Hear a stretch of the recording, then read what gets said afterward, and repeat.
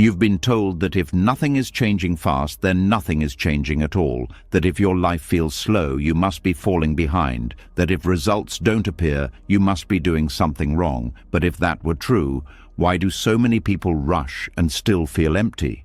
Why does speed bring exhaustion instead of peace? Why does forcing the next step only create more resistance? The truth is this: what moves slowly is still moving forward. Growth does not need noise, progress does not need proof, and trust does not need certainty. Buddhist teachings remind us that the path unfolds in its own time, that roots grow in darkness, that clarity comes after patience, not before it. Tonight, as you listen, your need to hurry will begin to loosen your mind. Will stop chasing the next moment. Your body will remember how to rest inside the present one. You will understand that even if you feel unsure, even if nothing looks different, even if the path feels quiet, you are still moving forward. This is not about pushing. This is about trusting the step, trusting the pace, trusting yourself. What moves slowly is still moving forward. Are you ready? Let's begin. The words you just heard are not meant to motivate you to move faster.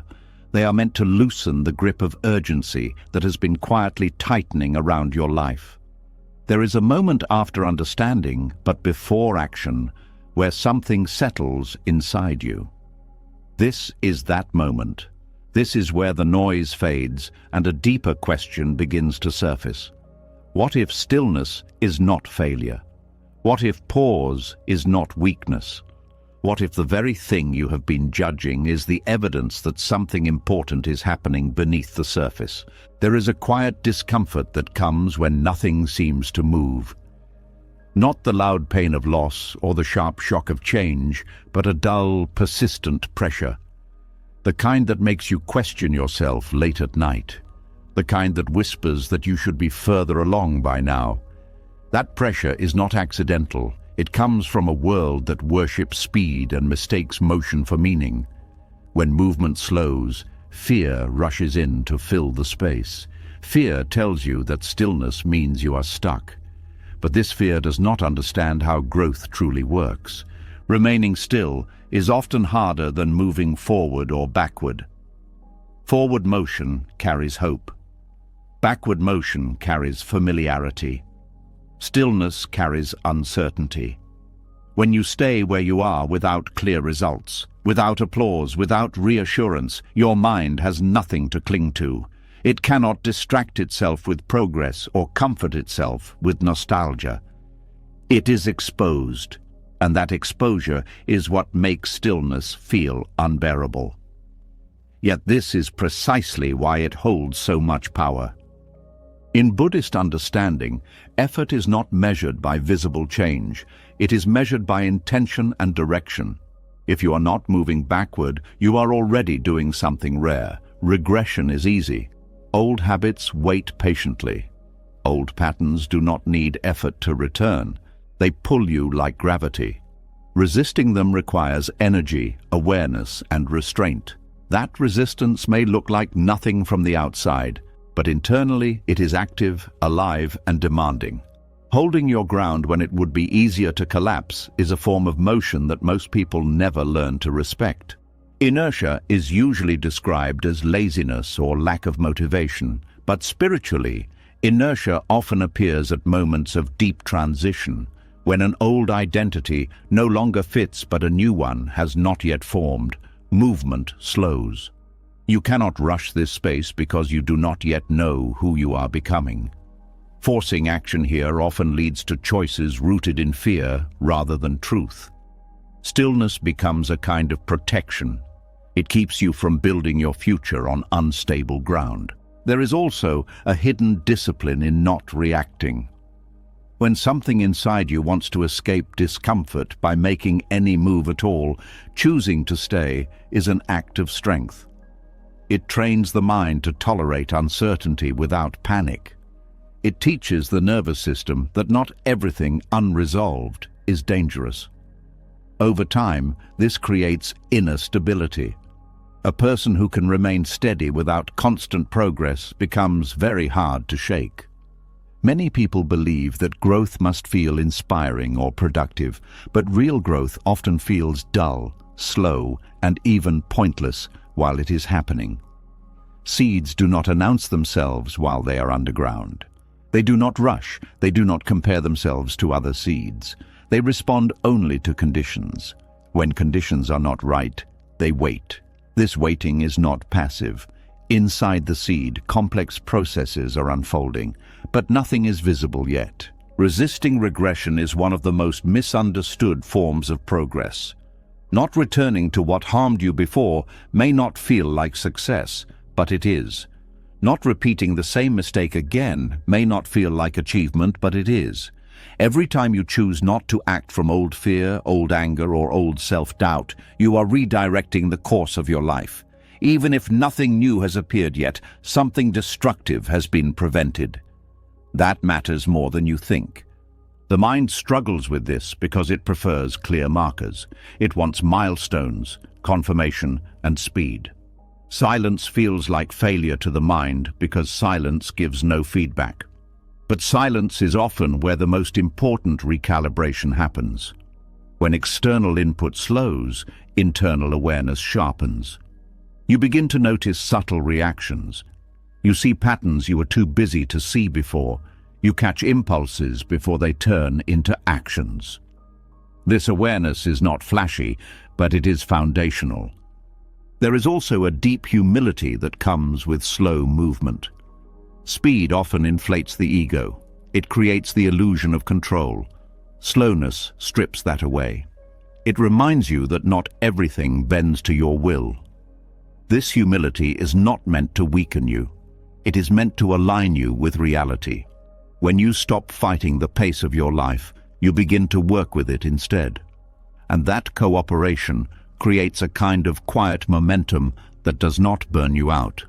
Stillness also exposes the stories you tell yourself. When there is no progress to point to, the mind fills the gap with judgment.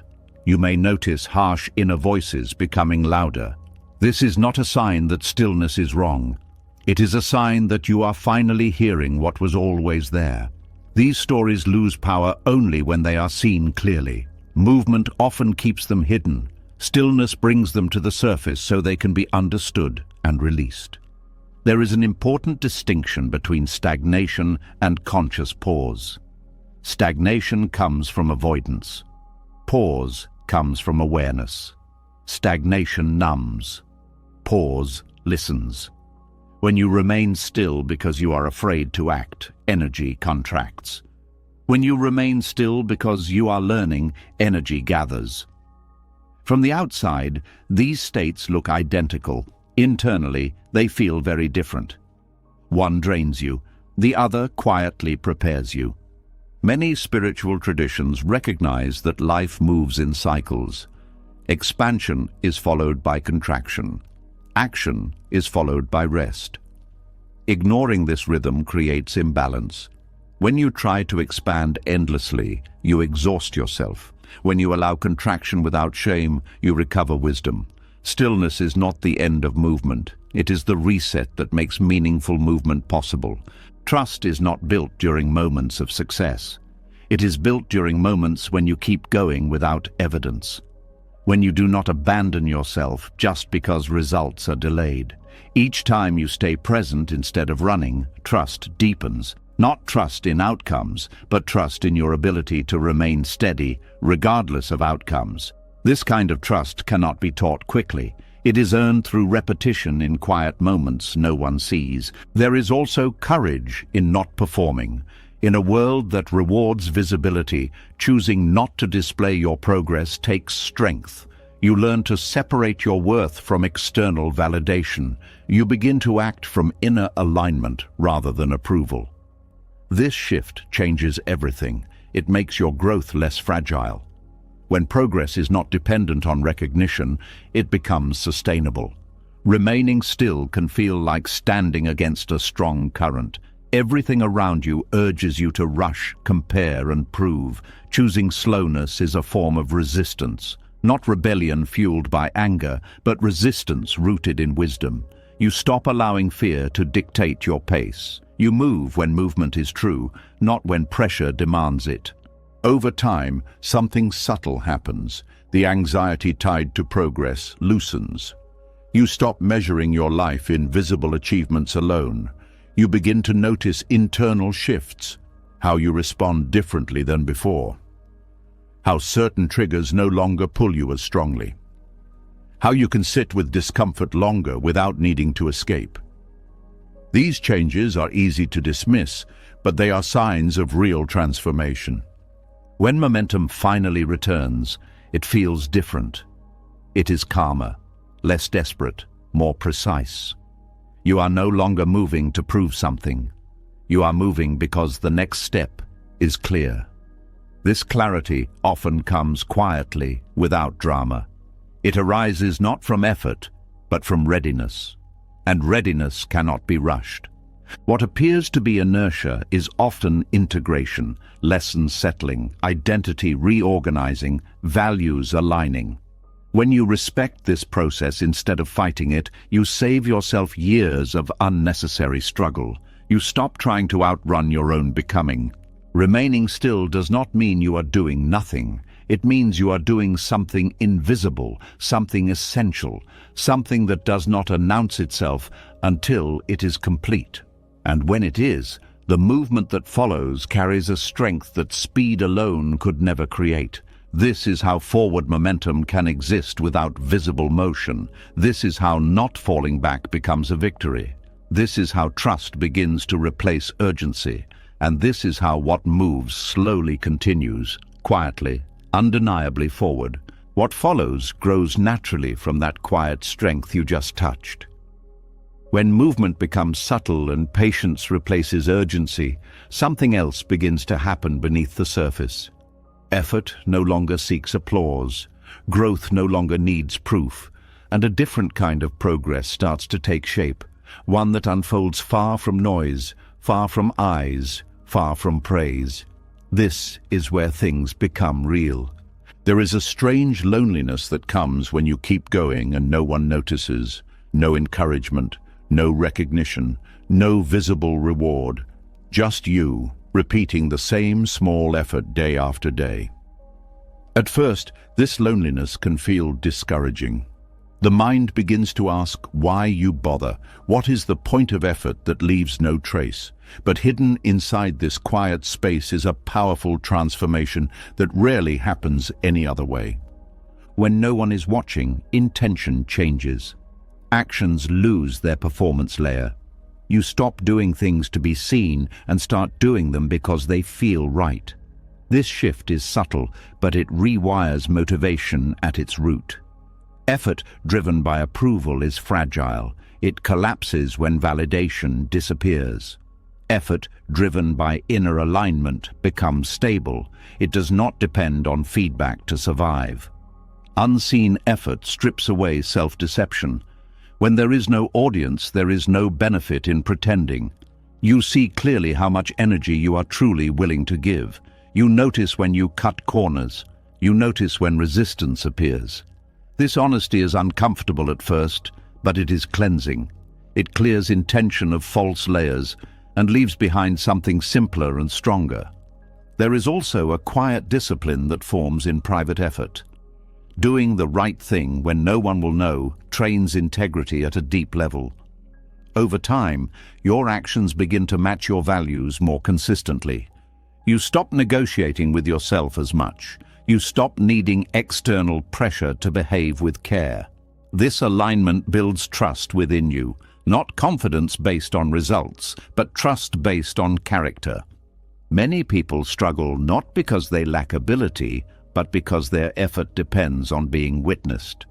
When praise disappears, motivation collapses. But when you learn to continue without witnesses, you free yourself from this dependency. You become less reactive to attention and less wounded by neglect. This emotional independence creates resilience that cannot be taken away. There is something else happening during unseen progress. The nervous system relaxes. When you are not trying to impress, there is less tension, less self-monitoring, less fear of failure. This relaxed state allows deeper learning. Mistakes become information instead of threats. Curiosity replaces pressure. Growth becomes more natural. Unseen effort also protects sincerity. When goals are shared too early, they often become distorted by expectation. You start shaping your path to match how others see it. Quiet effort shields your process from this interference. It allows intentions to mature before they are exposed. This protection keeps growth grounded and less vulnerable to ego. In Buddhist teachings, purification does not come from dramatic acts. It comes from repeated right action done without attachment to outcome. When effort is unseen, attachment loosens. You act because it is wholesome, not because it will be rewarded. This creates clarity of mind. Actions stop carrying hidden demands. They become lighter. Over time, something unexpected happens. You begin to trust yourself more, not because you succeeded publicly, but because you showed up privately. You know what you are capable of even when no one is watching. This self-trust is quiet but unshakable. It does not need reassurance. It does not crumble under doubt. There is a deep peace that comes from knowing you are living in alignment, even if no one knows it. This peace does not depend on circumstances. It comes from coherence between inner values and outer behavior. When those two match, the mind settles. Inner conflict reduces.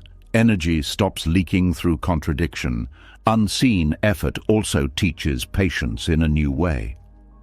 When progress is invisible, you cannot rush toward a finish line. You learn to focus on the process itself. Attention shifts from outcome to presence. This presence sharpens awareness. You notice subtleties you would miss if you were chasing results. Life slows down just enough for depth to appear. There is also humility in working without witnesses. You stop assuming that effort entitles you to recognition. You accept that much of life unfolds quietly. This humility softens the ego. It makes learning easier. It allows correction without shame. When pride loosens, wisdom has more room to enter. Another transformation happens in how you relate to time. Without external markers of success, time stops being measured by achievement alone. Days are no longer wasted just because nothing visible happened. You begin to sense value in consistency, in showing up, in not abandoning the path. This changes how you experience your life. Unseen progress also changes how you relate to others. When you are no longer chasing recognition, comparison loses power. You are less threatened by other people's success, less envious, less defensive. You can appreciate others without feeling diminished. This emotional maturity creates healthier relationships. There is a quiet courage required to continue when doubt has no immediate answer. No applause means doubt speaks louder. Questions become sharper. This is where inner trust is forged. Each time you continue anyway, trust strengthens. Not blind trust, but earned trust. Trust that you can stay with uncertainty without falling apart. Over time, you may notice that motivation shifts from excitement to commitment. Excitement rises and falls. Commitment remains. This is not dull, it is stable. It allows long-term growth. Many meaningful changes in life require this kind of steady presence. Without it, progress fragments. Unseen effort also deepens compassion. When you struggle quietly, you become more understanding of others who do the same. You stop assuming that lack of visible success means lack of effort. This softens judgment. It expands empathy. You recognize that everyone carries invisible labor. There is also a subtle joy in private consistency, not the loud joy of celebration, but a calm satisfaction, a sense of rightness. You may not feel accomplished, but you feel grounded. This groundedness becomes a refuge. It steadies you during chaos. It anchors you when things fall apart. When results eventually appear, they feel different, less intoxicating, less defining. You are not dependent on them for identity. Success becomes something you experience, not something you cling to. And if results never appear in the way you expected, you are still intact. Your worth was never tied to visibility. Unseen effort teaches you to value what lasts. Attention fades, trends change, praise disappears, but inner alignment remains. The habits you build in silence shape your future more than any public milestone. This understanding brings relief. You no longer feel pressured to perform your becoming. As this way of moving settles in, trust becomes quieter but stronger. You trust the path without needing constant confirmation. You trust yourself without needing proof. This trust does not eliminate doubt. It holds doubt without being ruled by it. That is its strength. This kind of progress cannot be rushed or displayed. It matures slowly, deepening roots before growing branches. It prepares you for responsibility without inflating ego. It gives you stability before expansion. When life eventually asks more of you, you will not be scrambling to become ready. You already are. What grows without witnesses grows with integrity. What is built in silence stands longer. And what is practiced when no one is watching becomes who you are when everything is. What grows in silence prepares you for something few people talk about. After patience, after unseen effort, there comes a moment that feels heavier than all the rest. A moment when nothing feels worth continuing. Not dramatic, not loud, just tired, just thin. This is the place where many paths quietly end, not because they were wrong, but because staying became harder than leaving. There is a point on every meaningful path where effort stops feeling noble and starts feeling foolish. The mind no longer asks for encouragement, it asks for relief. This is the moment just before abandonment. Not the moment of quitting itself, but the moment when quitting feels reasonable, logical, even kind. Buddhism pays close attention to this moment because it is not a failure point, it is a threshold. Almost giving up is not weakness, it is a sign that something deep is being touched. When surface motivation burns out, what remains is truth. You find out why you were walking this path in the first place.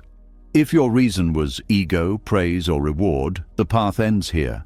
If your reason was alignment, meaning, or inner clarity, the path changes shape but continues.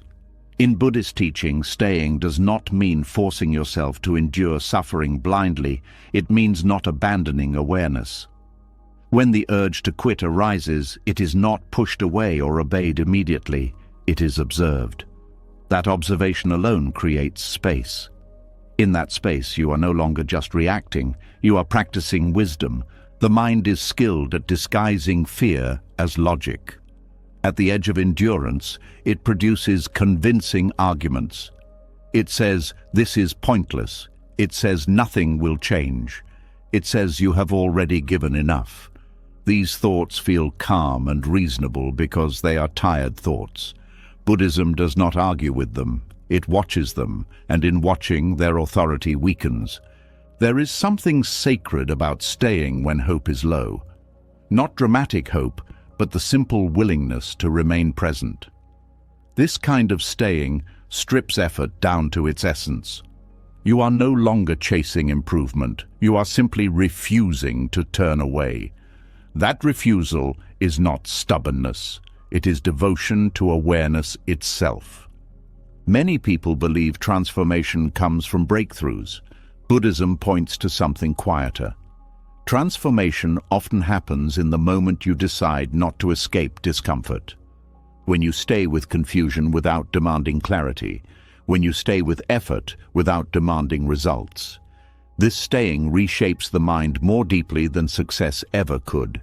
Success reinforces identity. Staying dissolves it. When you succeed, the self grows stronger. When you stay through difficulty without reward, the self loosens. This loosening is essential for wisdom. A rigid self cannot see clearly. A softened self can. The moment before giving up is also the moment when attachment becomes visible. Attachment to outcome, attachment to progress, attachment to being someone who is improving. When these attachments are threatened, suffering spikes. Buddhism teaches that suffering does not mean you are on the wrong path. It often means you are seeing attachment clearly for the first time. Staying does not guarantee external change. That is not its promise. Its promise is internal freedom. When you stay without guarantees, you learn that you can survive uncertainty. That realization changes your relationship with fear. Fear loses its power to command immediate action. There is also compassion hidden in staying. When you experience the urge to abandon something you once cared about, you understand others more deeply. You stop judging people for quitting. You see how heavy it can feel. This compassion softens your view of the world. It makes you less rigid, less harsh, more human. Buddhism speaks often of the middle way. Almost giving up is where extremes reveal themselves. Force says, push harder no matter what. Escape says, leave now to end discomfort. Staying without force or escape is the middle. It requires sensitivity, listening, adjusting without abandoning. This kind of staying is not passive, it is attentive. You may change how you practice, you may rest, you may simplify, but you do not sever your relationship with the path itself. You remain in conversation with it. This ongoing relationship is what allows growth to continue even when form changes. There is a subtle confidence that forms when you stay through difficulty. Not confidence in outcome, but confidence in your capacity to remain present. This confidence does not announce itself. It shows up later, when life presents another challenge, and you do not panic as quickly. You recognize the territory. You have been here before. Almost giving up also reveals impermanence in a personal way. Motivation rises and falls. Desire fluctuates. Certainty dissolves. Seeing this directly weakens the belief that you must feel inspired to continue. You learn that commitment can exist without enthusiasm. This is a mature form of practice. Buddhist monks are taught that when the urge to leave arises, they should stay a little longer, not forever, just long enough to understand the urge. Often, what they find is not a true calling to leave, but exhaustion, loneliness, or doubt. These states pass. Decisions made from them often do not age well. Staying through this moment teaches discernment. You learn the difference between wisdom and avoidance. Sometimes leaving is right. But leaving from clarity feels different than leaving from fatigue. Staying long enough allows that difference to become clear. There is also humility in staying. You stop assuming you know how things should unfold. You accept that growth does not follow your preferred timeline. This humility opens you to learning that success would have closed off. When you are no longer trying to win, you can listen. The Dharma does not promise comfort. It promises clarity. The moment before giving up is where clarity can deepen most. When illusions fall away, when narratives collapse, when only presence remains. This presence is not exciting, it is honest. And honesty is transformative. Many people reach this point and assume something has gone wrong. Buddhism suggests the opposite. This may be the moment when practice becomes real. Before this, effort was fueled by hope. After this, it is fueled by understanding. Staying also changes your relationship with failure. You realize that quitting is not the only failure. Abandoning awareness is. As long as awareness remains, the path continues, regardless of form. This realization removes much of the fear around getting things wrong. Over time, staying builds quiet resilience. Not the loud kind that boasts endurance, but the steady kind that does not break easily. This resilience is flexible. It bends without collapsing. It allows you to adapt without losing yourself. There is a deep dignity in staying, not because it looks strong, but because it is honest.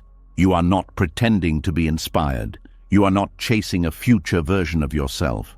You are meeting reality as it is and choosing not to turn away. When people speak of transformation, they often point to moments of victory. Buddhism points to moments of endurance with awareness. Staying when you almost give up reshapes the mind in ways success cannot. Success confirms who you think you are. Staying reveals who you actually are beneath effort. Eventually, the intensity of almost giving up passes, not always quickly, but it passes. What remains is a deeper trust. Not trust that things will work out, but trust that you can remain present even if they do not. This trust is freedom. From this place, the path continues, not because you forced yourself, but because something inside you clarified. You stayed long enough for illusion to burn out. You stayed long enough for truth to surface quietly. And that quiet truth carries you forward, not with excitement, but with depth. What happens after you choose to stay is not what most people expect. There is no sudden reward, no clear sign that tells you that you made the right choice. Instead, life often slows down even more. The path becomes quieter, progress becomes harder to explain, and this is where a new misunderstanding appears. The mind starts to believe that slowness means delay. Buddhism offers a different view. It teaches that slow growth is not an obstacle to wisdom. It is the way wisdom is protected. When something grows too fast, it becomes fragile. It has not learned how to hold its own weight. In human development, this fragility shows up as ego. When insight, success, or clarity arrives before humility has formed, pride fills the gap. The person begins to identify with the growth instead of being shaped by it. Slow growth prevents this by stretching development across time, forcing the mind to mature alongside understanding. Gradual unfolding keeps wisdom from becoming a performance. When change happens slowly, there is no dramatic moment to cling to, no story to tell, no identity to build around being advanced. This protects you from spiritual pride, which is one of the most subtle traps on any inner path. Pride does not always look loud. Sometimes it hides behind certainty, behind advice-giving, behind the quiet belief that you now see more clearly than others. Slow growth also keeps understanding embodied. Fast insight often stays intellectual. It sounds right, but it has not yet been tested by life. When growth is gradual, each small realization must live with you through ordinary days, through irritation, through boredom, through disappointment. This daily friction grounds wisdom. It stops it from floating above reality. There is also a protective patience built through slowness. You learn to hold insight without rushing to act on it. You learn to let understanding settle before it speaks. This restraint is not hesitation, it is discernment. Many mistakes are made not because insight is wrong, but because it is expressed before it is ready. Buddhist teachings emphasize right timing as much as right understanding. A truth revealed too early can cause harm, to yourself or to others. Slow growth ensures that wisdom ripens at the same pace as compassion. Without compassion, insight becomes sharp and cutting. With compassion, it becomes healing. Another protection offered by slowness is the reduction of attachment to identity. When growth takes time, you cannot easily point to a moment where you became someone new. The self remains fluid. This fluidity keeps ego from solidifying around progress. You are less likely to think, "I have arrived," because arrival never clearly happens. Slow growth also limits exposure. When understanding unfolds quietly, fewer people project expectations onto you. You are not pressured to represent wisdom before you are ready. This privacy allows mistakes. It allows learning without shame. Premature exposure often freezes development because the fear of being seen as inconsistent becomes stronger than the desire to keep learning. There is a reason many traditions value apprenticeship. Wisdom passed slowly through observation and repetition protects both teacher and student. It ensures that knowledge is carried responsibly. In personal growth, slow unfolding plays the same role. It prevents you from carrying insights you do not yet know how to live. Gradual growth also builds humility through repetition. When progress is slow, you are reminded often of your limits. You encounter the same struggles again and again. This repetition humbles the mind. It keeps you from believing that one insight has solved everything. You learn that understanding deepens through return, not conquest. Slowness also gives space for integration. Insight changes how you see the world. Integration changes how you live in it. These two processes move at different speeds. Insight can arrive quickly. Integration cannot. Slow growth honors this difference. It allows behavior, emotion, and perception to realign naturally. There is also protection from burnout. Rapid change demands constant adjustment. The nervous system struggles to keep up. Slow growth allows rest between shifts. It gives the body time to adapt. This steadiness preserves energy. It makes long-term practice possible. Another subtle protection is the weakening of comparison. When growth is slow and personal, there is little to compare. You stop measuring yourself against others' timelines. You begin to trust your own rhythm. This trust reduces envy and insecurity. It allows focus to return inward. Slow growth also reveals motivation clearly. When progress is delayed, false reasons fall away. If you are growing for recognition, impatience will expose it. If you are growing for escape, frustration will reveal it. What remains is a simpler intention, one that can endure. There is also a deep safety in being underestimated. When growth is quiet, you are not burdened by expectations. You are free to experiment, to fail, to change your mind. This freedom is rare and precious. It allows authenticity to survive. Buddhism does not see wisdom as something to display. It sees it as something to live. Slow growth aligns with this view. It ensures that understanding becomes behavior, not belief. That clarity becomes kindness, not certainty. Gradual unfolding also builds patience with others. When your own growth takes time, you stop expecting quick change from those around you. This patience improves relationships. It softens judgment. It creates space for connection rather than correction. There is also a protection from spiritual bypassing. Fast growth can skip over unresolved pain. Slow growth does not allow this. It brings unresolved patterns back again and again until they are met. This meeting is uncomfortable, but it prevents false peace. Slow growth teaches respect for complexity. You stop looking for simple answers. You accept that understanding deepens through layers. This respect keeps you curious. It prevents rigidity. It allows learning to continue. Over time, slow growth creates a kind of quiet confidence, not confidence that you are right, but confidence that you are learning. This confidence does not need defense. It does not argue. It listens. When wisdom is protected by slowness, it matures without distortion. It remains flexible, responsive, human. It does not harden into doctrine or identity. It stays alive. From the outside, slow growth may look like delay. From the inside, it feels like preparation, a careful shaping, a steady strengthening. It keeps you from becoming something you cannot yet carry. And when the time comes for clarity to express itself, it does so gently, without urgency, without pride, without the need to be seen. What unfolds then is not rushed growth, but rooted presence, not a sudden leap, but a natural step forward, taken at exactly the pace that keeps wisdom whole.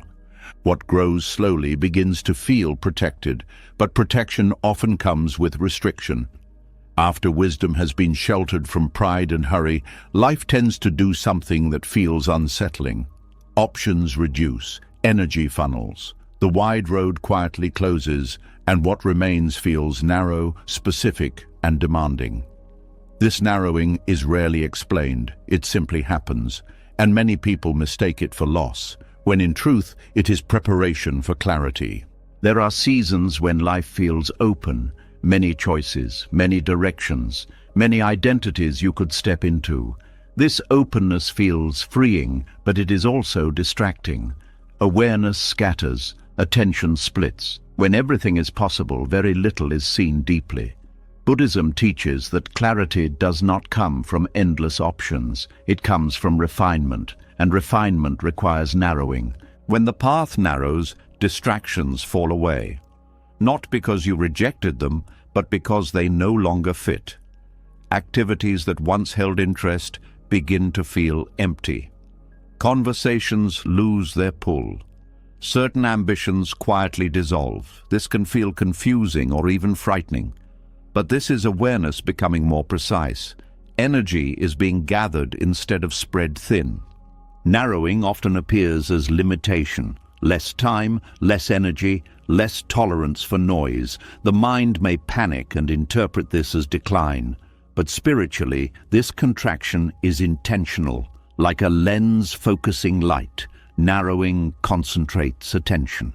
What once felt overwhelming becomes clearer because less is competing for awareness. Life often slows before clarity because speed depends on momentum and clarity depends on presence. When momentum fades, presence becomes unavoidable. You are forced to see what remains when movement stops. This seeing is not comfortable. It removes distractions that once softened discomfort, but it also removes illusions. When the path narrows, you are asked to choose depth over breadth, to stay with one question instead of many, to listen longer, to respond slower. This deepening sharpens perception. You begin to notice subtle patterns, small reactions, quiet truths that were always there but never held long enough. Buddhist practice values simplicity not as an aesthetic, but as a function of awareness. Too much input dulls perception. Narrowing reduces input. It creates space for discernment. You stop reacting to everything and start responding to what matters. This narrowing also refines values. When options disappear, priorities reveal themselves. You see what you are unwilling to let go of. You notice what remains meaningful even when convenience is gone. This is not something you decide intellectually, it is something life shows you through absence. Many people resist this phase because it feels like being cornered. The mind prefers escape routes, but narrowing removes escape. It invites intimacy with experience. You can no longer skim the surface. You are brought closer to what is essential. Clarity often arrives not as a new insight, but as the removal of confusion. Narrowing does this quietly. By taking away what is unnecessary, it allows what is true to stand out. This process feels subtractive, not additive. And subtraction can feel like loss until you see what it reveals. There is also a sharpening of responsibility that comes with narrowing. When choices are fewer, avoidance becomes harder. You can no longer blame confusion on complexity. You are asked to meet what is in front of you fully. This responsibility matures awareness. Narrowing also strengthens commitment. When the path is wide, commitment is loose. You can always turn elsewhere. When the path narrows, commitment deepens because turning away costs more. This cost is not punishment. It is clarification of intent. Life often narrows the path before clarity because clarity demands honesty. Honesty cannot coexist with endless distraction. When distractions fall away, self-deception becomes visible. You see what you have been avoiding. This seeing is uncomfortable, but it is cleansing. In Buddhism, renunciation is often misunderstood as rejection. In truth, it is refinement of attention. Narrowing is a form of renunciation that happens naturally. You stop engaging with what drains you because awareness no longer tolerates it. This is not force, it is sensitivity. Narrowing also deepens compassion. When your own life simplifies, you become more attuned to suffering. You notice pain you once overlooked. This sensitivity arises because awareness is no longer overloaded. Compassion sharpens alongside clarity. The slowing that accompanies narrowing is essential. Speed would blur perception. Slowness allows details to surface. You notice tone, intention, subtle emotional shifts. This refined awareness makes your responses more skillful. Narrowing also teaches trust. When familiar supports disappear, you learn to rely on presence itself. You discover that awareness can hold you even when circumstances feel constrained. This trust is quiet but strong. Many people interpret narrowing as life closing in on them. Buddhism suggests it is life guiding attention inward. The outer world becomes simpler so the inner world can be seen clearly. This inward turn is not withdrawal, it is alignment. Clarity that emerges from narrowing is different from clarity achieved through analysis. It is embodied, felt. You do not argue for it, you recognize it. It carries a sense of inevitability, not urgency, but rightness. Narrowing also reveals what you are ready for. Certain opportunities disappear because they no longer match your depth. This can feel disappointing, but it is protective. It prevents you from dispersing energy needed for what is next. As awareness refines, choices become simpler.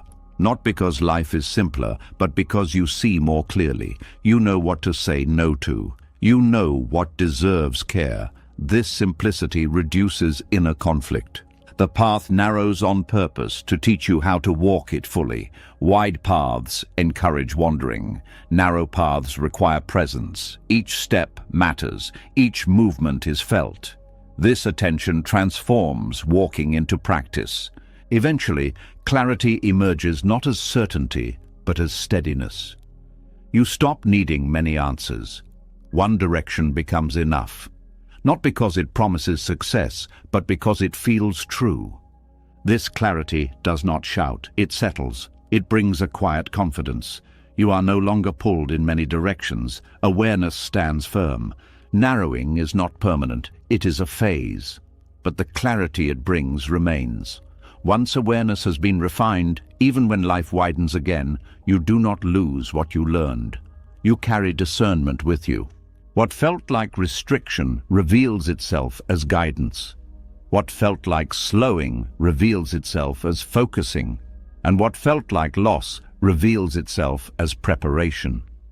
When the path narrows, life is not taking something away to punish you.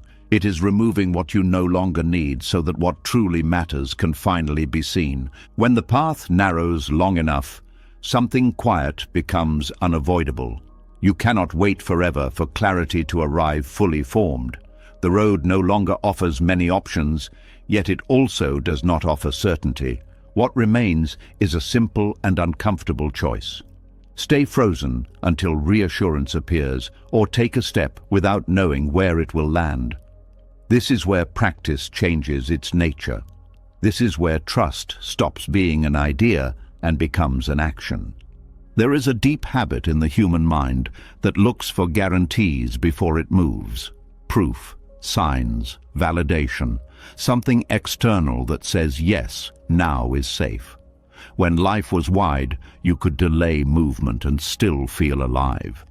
But on a narrow path, stillness without awareness turns into stagnation. At this stage, movement is required, but certainty is no longer available. This tension is not a mistake. It is the training itself. Buddhist teachings do not promise certainty. They teach how to live without it. The mind believes certainty creates safety, but experience shows otherwise. Even the most guaranteed outcomes change. Even the clearest plans collapse. Waiting for reassurance often means waiting forever. The practice then is learning how to move while uncertainty remains. Moving without certainty does not mean acting recklessly. It means acting without emotional insurance. You step not because you are sure it will work, but because staying still no longer feels honest. This honesty becomes your compass. It replaces prediction with presence. At first, this feels frightening. The mind protests. It says you are risking too much. It says you should wait a little longer. But waiting here is not neutral. Waiting carries its own cost, Energy begins to dull. Awareness weakens. Doubt grows louder. Buddhism recognizes that clinging to certainty can become another form of attachment. Trusting the step itself means shifting attention from outcome to intention. You stop asking where this will lead and start asking whether this step is aligned. Alignment becomes more important than success. This changes how decisions are made. You act from clarity in the present, not from fantasy about the future. This kind of movement is slow by necessity. Each step is felt. You cannot rush because there is no script to follow. This slowness sharpens awareness. You notice hesitation. You notice impulse. You notice fear trying to disguise itself as logic. Each step becomes a moment of practice. Moving without certainty also humbles the ego. The ego likes to know. It likes to appear confident. Acting without guarantees exposes vulnerability. You may have to admit you do not know what you are doing. This admission is not weakness. It is honesty, and honesty keeps learning alive. There is also a quiet courage required here, not the dramatic courage of bold declarations, but the steady courage of continuing without applause or confirmation. You may not feel brave, you may feel unsure. Courage here is not a feeling. It is a choice to proceed gently despite uncertainty.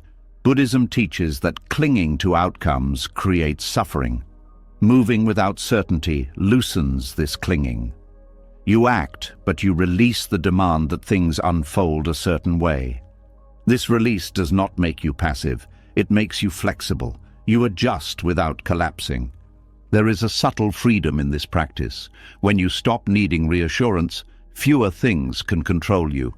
Fear loses leverage. External opinion loses power. You are no longer waiting for permission to live in alignment. This independence is not isolation, it is inner stability. Moving without certainty also deepens presence. When you cannot rely on future outcomes, attention returns to the step itself, how it feels, what it requires. Presence becomes practical, not philosophical. You are here because here is all you can work with. This practice also reveals how often the mind seeks signs to avoid responsibility. If a sign tells you what to do, you are not accountable. When signs are absent, responsibility returns to you. This can feel heavy, but it is also empowering. You learn to trust your capacity to choose wisely, even without guarantees. There is also learning in mistakes made without certainty. When you act from alignment rather than prediction, mistakes become feedback instead of failure. You learn faster because you are not defending an identity built on being right. This openness accelerates wisdom in ways certainty never could. Moving without certainty strengthens intuition, not mystical intuition, but the quiet sensitivity to what feels right in the body and mind. This sensitivity grows through use. The more you listen, the clearer it becomes. Certainty would dull this sensitivity. Uncertainty sharpens it. This practice also reduces anxiety over time. Anxiety feeds on imagined futures. When you act without certainty, you stop rehearsing futures you cannot control. Attention returns to what is actually happening. The nervous system slowly learns that uncertainty is survivable. There is also a deep respect for impermanence here. You accept that whatever results arise will change. This acceptance softens attachment. You enjoy progress without clinging. You accept setbacks without despair. Balance emerges not from control, but from understanding change. Moving without certainty also changes how you relate to others. You stop expecting them to provide reassurance you cannot give yourself. Relationships become less dependent and more genuine. You share uncertainty instead of hiding it. This honesty deepens connection. This practice teaches patience in action. You move, but you do not force. You respond, but you do not rush. You allow consequences to unfold without interference. This patience keeps action clean. It prevents panic-driven decisions. There is also a subtle joy that appears, not excitement, but a quiet satisfaction. You are living truthfully. You are no longer waiting for life to start once everything makes sense. Life is happening now, step by step, without a map. Over time, trust shifts. You stop trusting outcomes and start trusting process. You trust that awareness will guide the next step when it arrives. This trust is earned, not assumed. Each step without certainty that does not destroy you builds confidence. Buddhism often speaks of walking the path without knowing the destination. This is not poetic exaggeration. It is a practical instruction. The destination changes as you change. Fixating on it limits growth. Trusting the step allows evolution. Moving without certainty also dissolves regret. When choices are made from presence rather than fear, even mistakes carry less bitterness. You know you acted honestly with what you had. This self-respect softens hindsight. As this practice deepens, uncertainty becomes less threatening. It becomes familiar terrain. You recognize its textures. You know how to breathe inside it. You know how to move slowly through it without freezing. Eventually, you realize that certainty was never the source of safety. Presence was, awareness was. The ability to respond wisely in real time was. This realization changes how you live. The step itself becomes enough. Not because it guarantees success, but because it expresses truth in motion. And when truth moves, even without certainty, it carries its own quiet direction. From here, the path continues not with confidence in outcomes, but with confidence in awareness. You move, you adjust, you learn, and in doing so, you discover that trust was never about knowing where you were going. It was about knowing how to walk when you did not. When you learn to move without certainty, something unexpected happens. Confidence does not rush in to replace doubt. Strength does not suddenly feel strong. Instead, energy thins out. Motivation fades. What once felt meaningful now feels quiet, even dry. And this is where many people assume they have lost their faith. Buddhism points to something deeper. It says this may be the moment when faith becomes real. There is a common belief that faith feels warm, hopeful, and inspiring, that it lifts you, that it reassures you. But much of what is called faith is actually emotion. Emotion rises and falls. It depends on mood, health, sleep, and circumstances. When emotion disappears, people think trust has disappeared with it. What remains feels empty, flat, or heavy. This is not the absence of faith. This is faith stripped of feeling. Faith that does not feel like faith often appears during exhaustion, when you have been patient for a long time, when effort has been steady but results remain unclear, when emotional fuel runs out. At this stage, continuing does not feel noble or spiritual. It feels mechanical, ordinary, sometimes pointless. And yet something keeps you from quitting entirely. That something is quiet trust.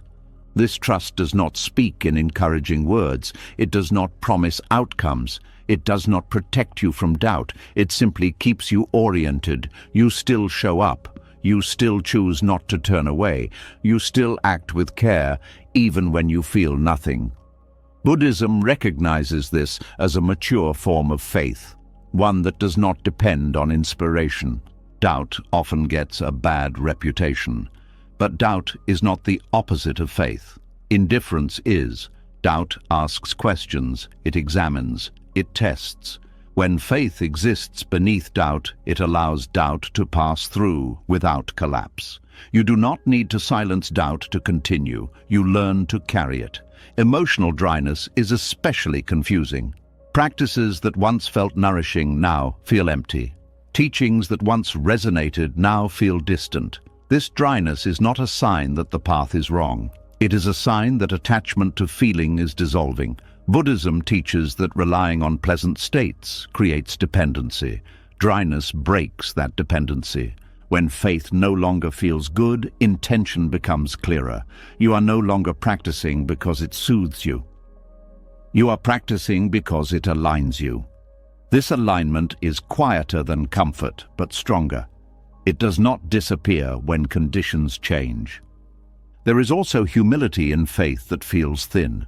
You stop assuming that spiritual life exists to make you feel better.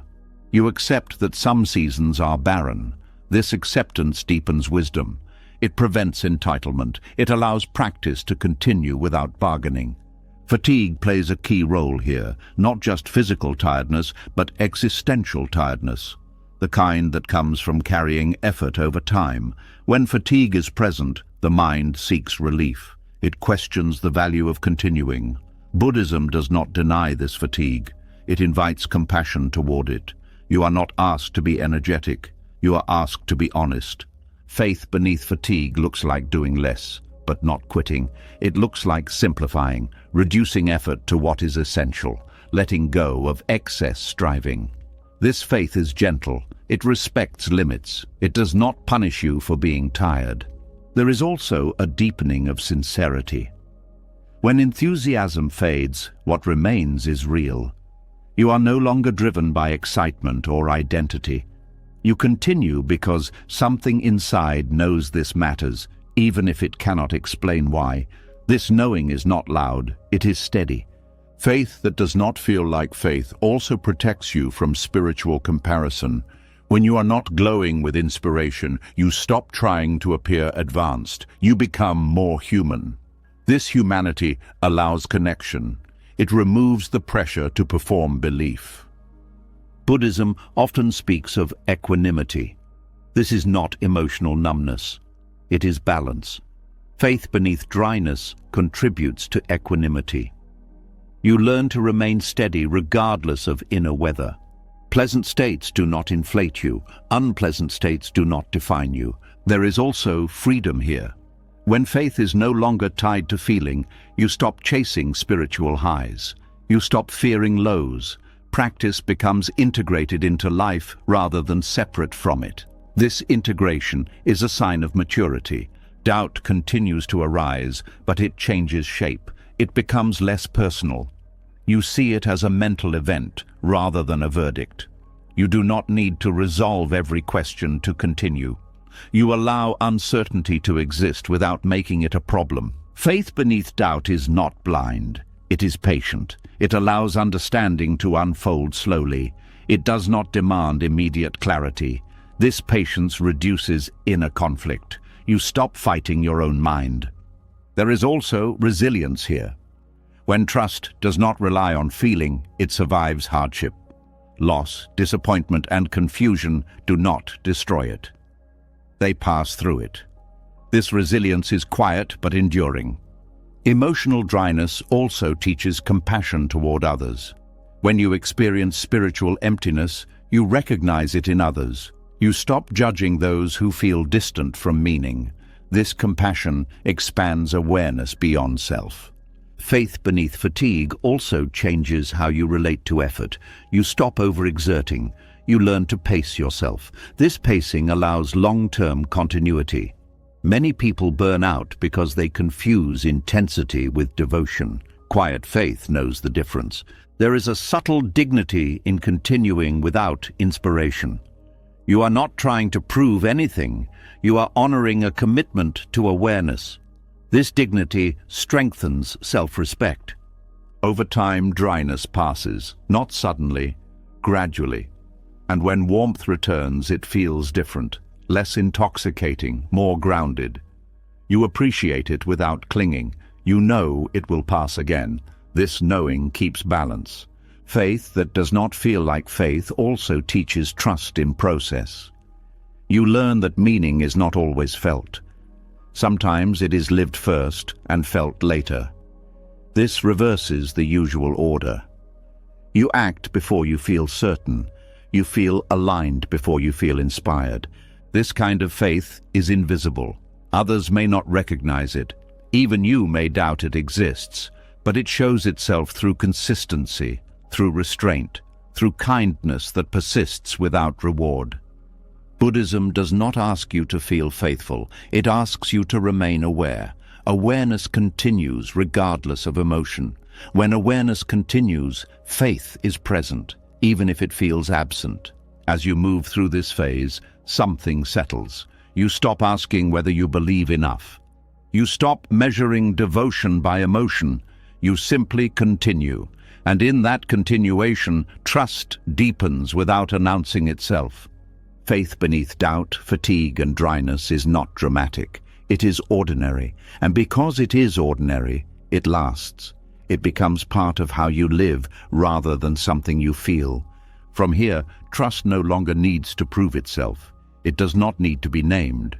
It functions quietly, guiding you through days that feel empty and days that feel full without clinging to either. And this quiet trust carries you forward, not by lifting you, but by holding you steady when nothing else does. When faith no longer feels warm and trust continues quietly, the mind does not relax. It looks for proof. It looks for movement. And when it finds silence instead, it begins to worry. This is where another misunderstanding takes hold. The mind starts to believe that nothing happening means something has gone wrong. Silence becomes suspicious. Stillness feels like failure. And without noticing, worth becomes tied to noise. The mind is trained by repetition. From early on, it learns that activity is praised and quiet is questioned. Effort is celebrated when it is visible. Progress is validated when it is measurable. Over time, this conditioning becomes automatic. When the mind does not hear its own noise, it assumes it has stopped working. When there is no inner commentary, it assumes something is missing. Mental noise creates a sense of movement even when nothing meaningful is happening. Thoughts jump, plans form, worries cycle.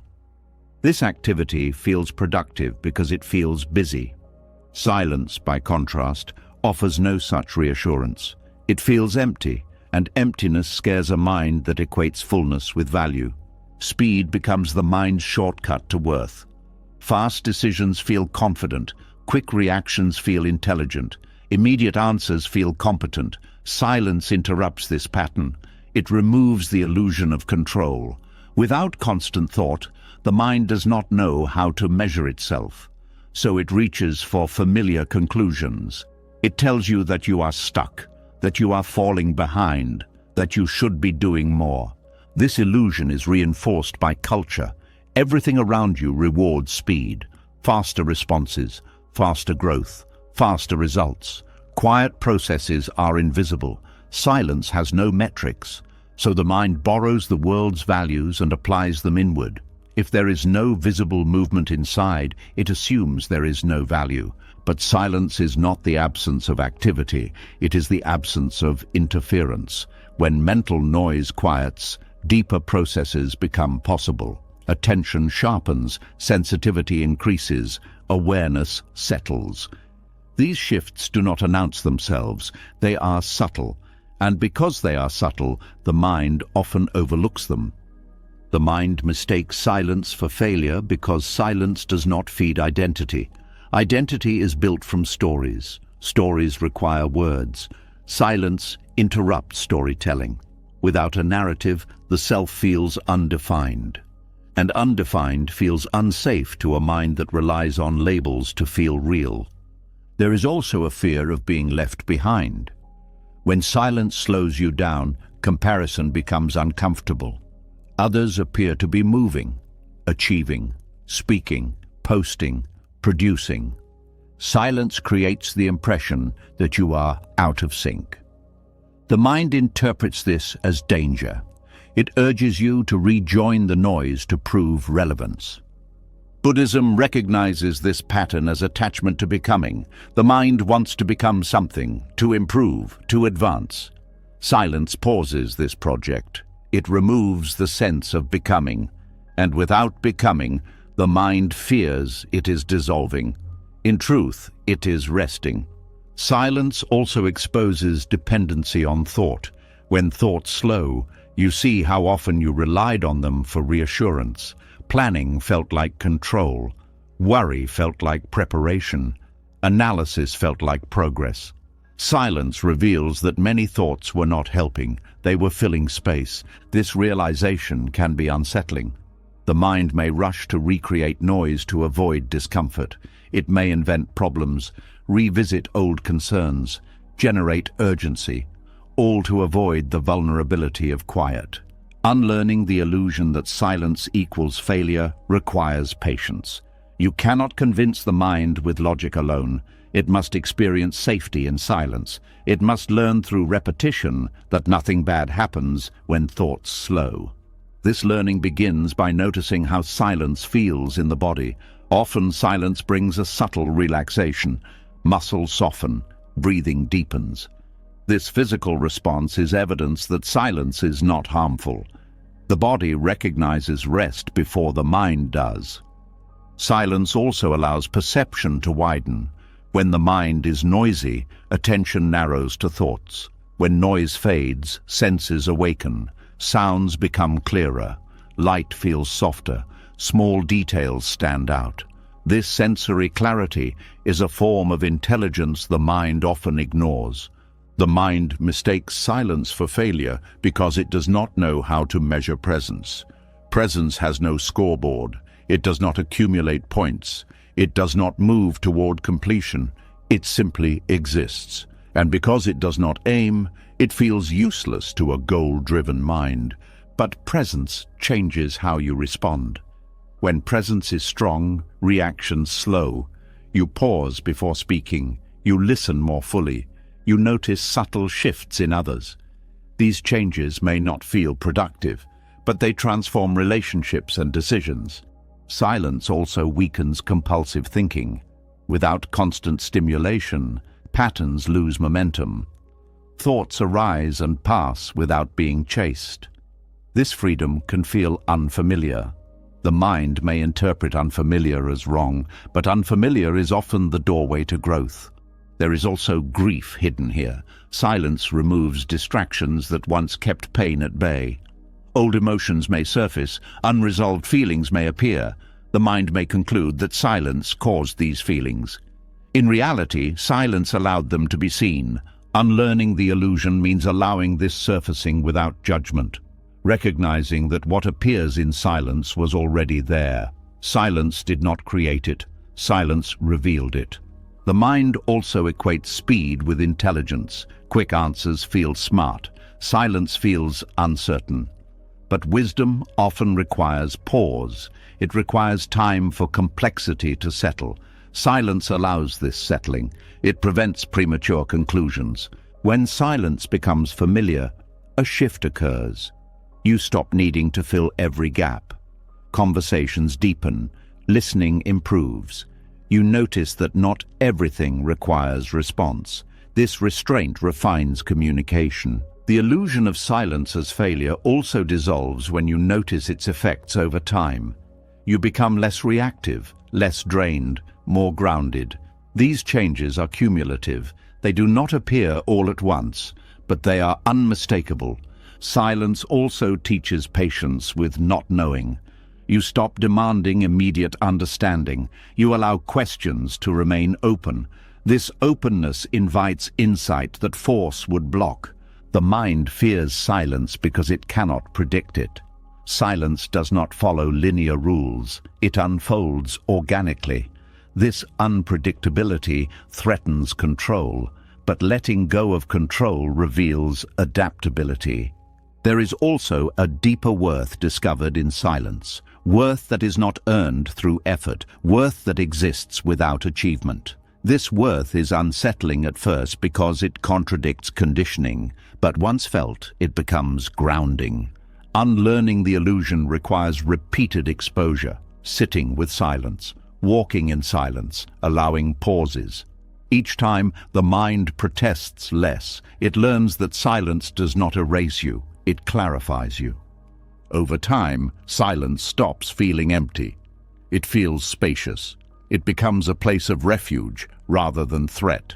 You return to it not because you failed, but because you recognize its value. The mind still tries to equate speed with worth. That habit does not disappear overnight, but awareness loosens its grip. You see the pattern without obeying it. This seeing is freedom. Silence then becomes a teacher.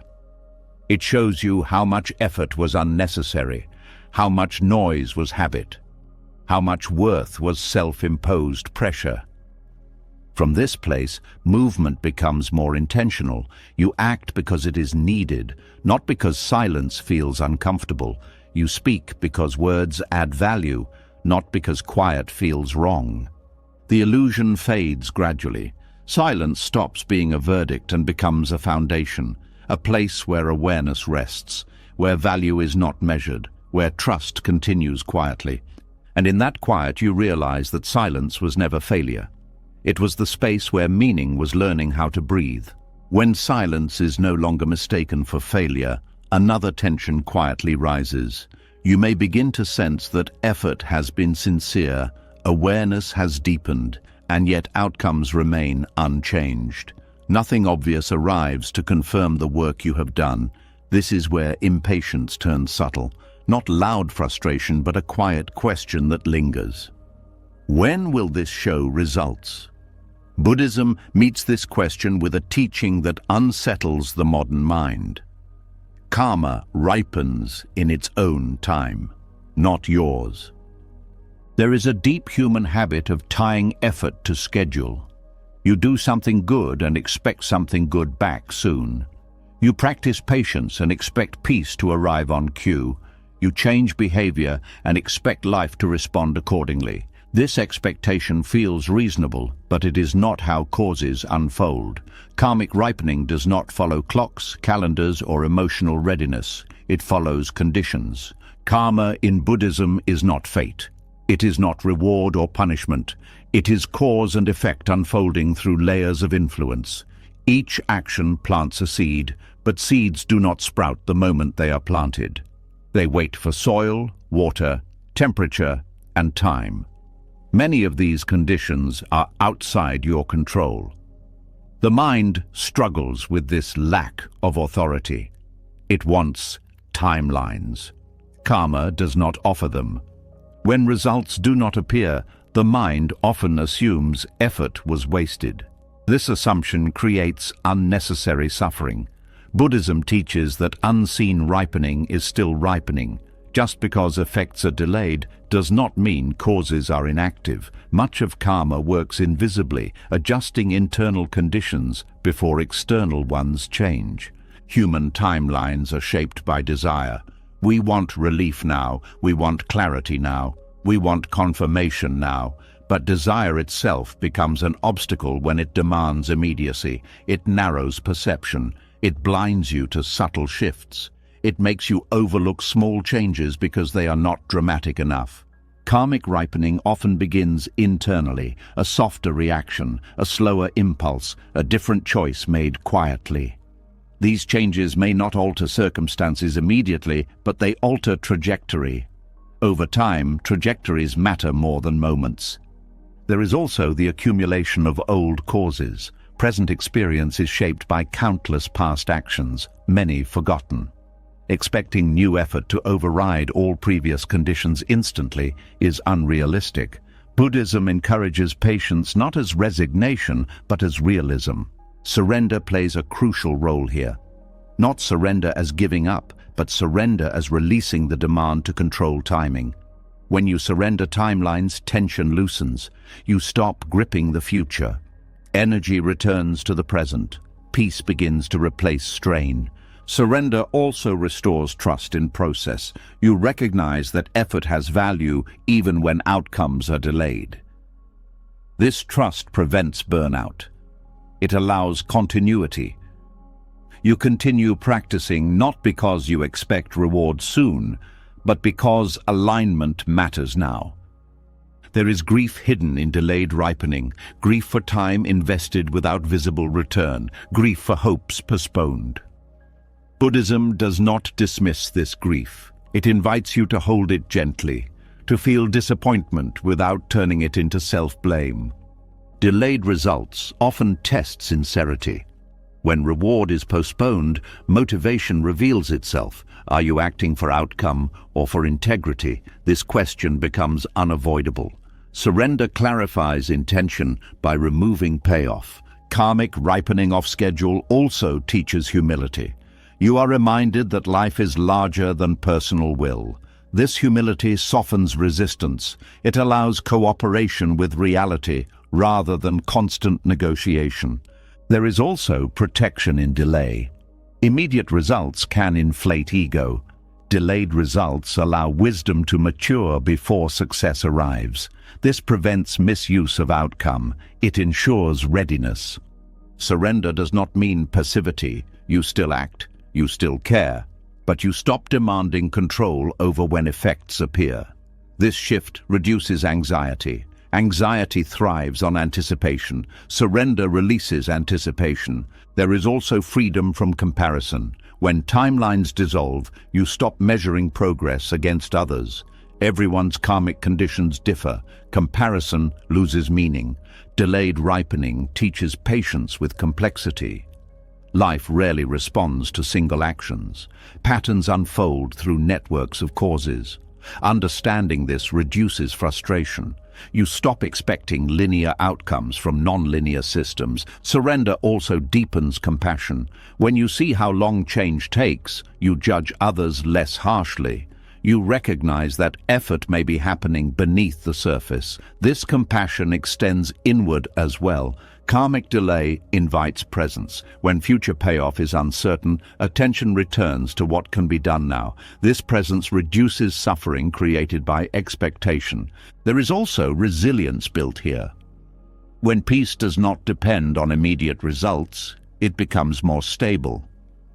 You learn to endure uncertainty without collapsing. Surrender restores peace because it removes the struggle against time. Time is not an enemy, it is a condition. Fighting it drains energy, accepting it frees energy. Delayed results often carry deeper lessons. You may be learning restraint, humility, or endurance rather than success. These lessons are harder to measure but more transformative. Surrender also teaches trust in unseen processes.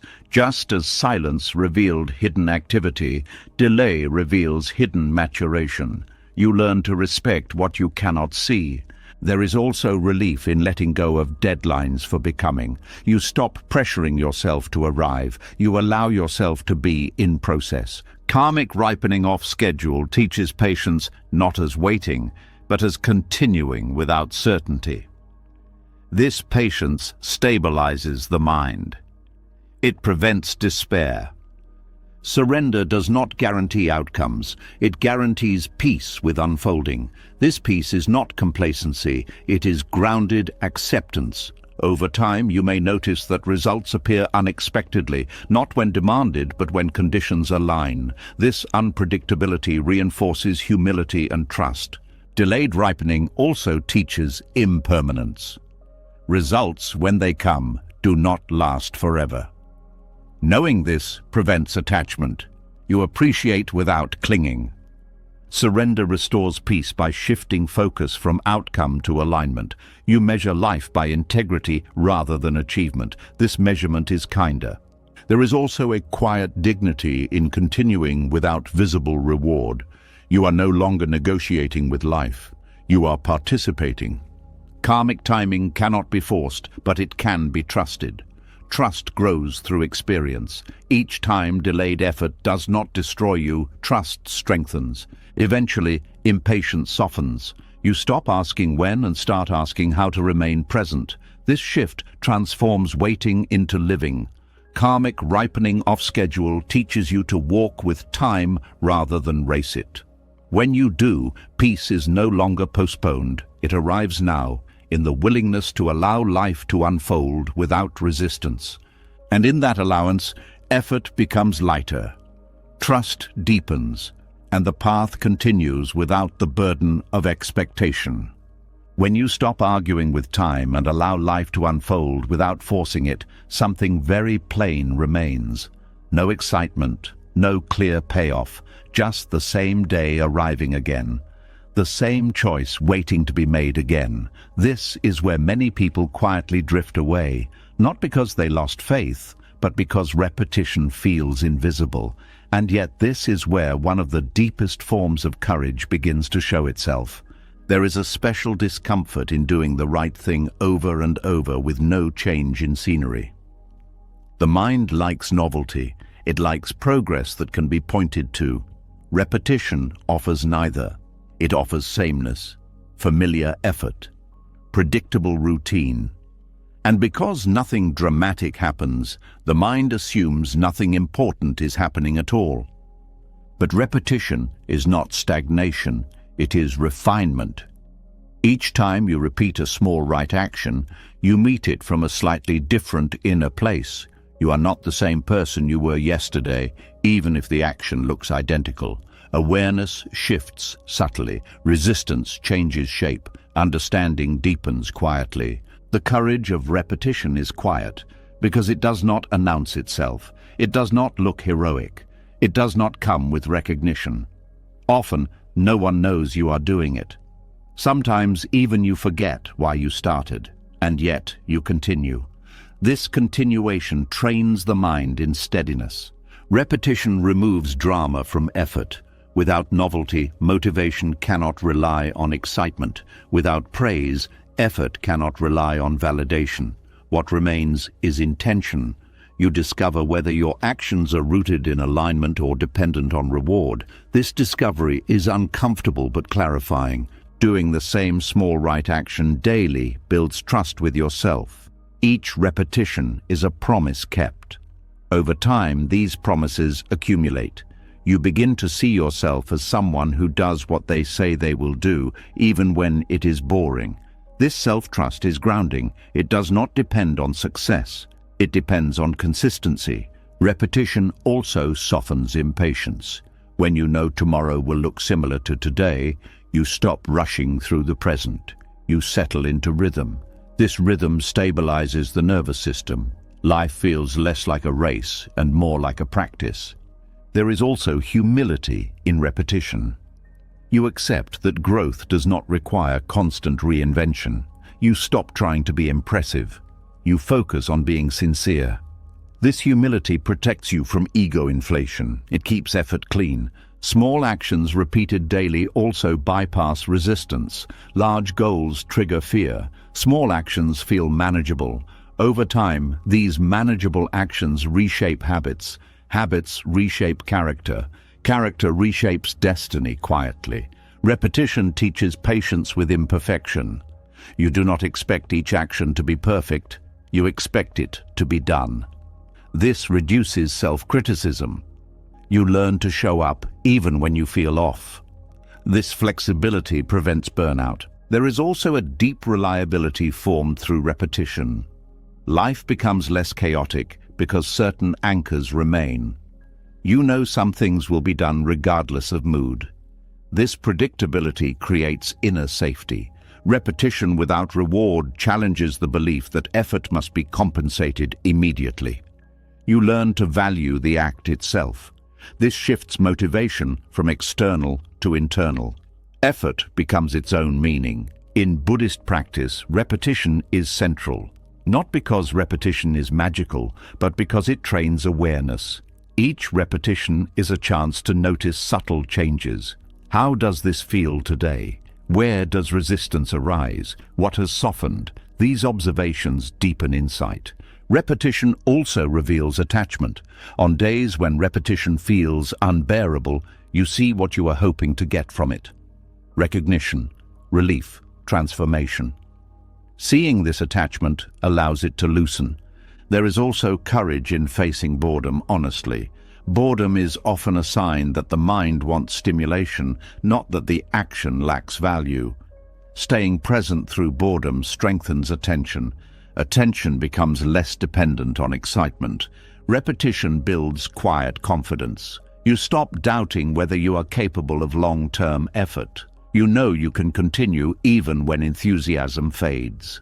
This confidence is stable because it is earned. Daily repetition also creates momentum without urgency. You move forward steadily without pressure. This steadiness outlasts bursts of motivation. It supports sustainable growth. There is also compassion in repetition. When you repeat kindness, patience, or restraint daily, these qualities become natural. They stop feeling forced. They become part of how you respond. Repetition teaches respect for process. You stop looking for shortcuts. You understand that depth comes from return. This respect reduces frustration.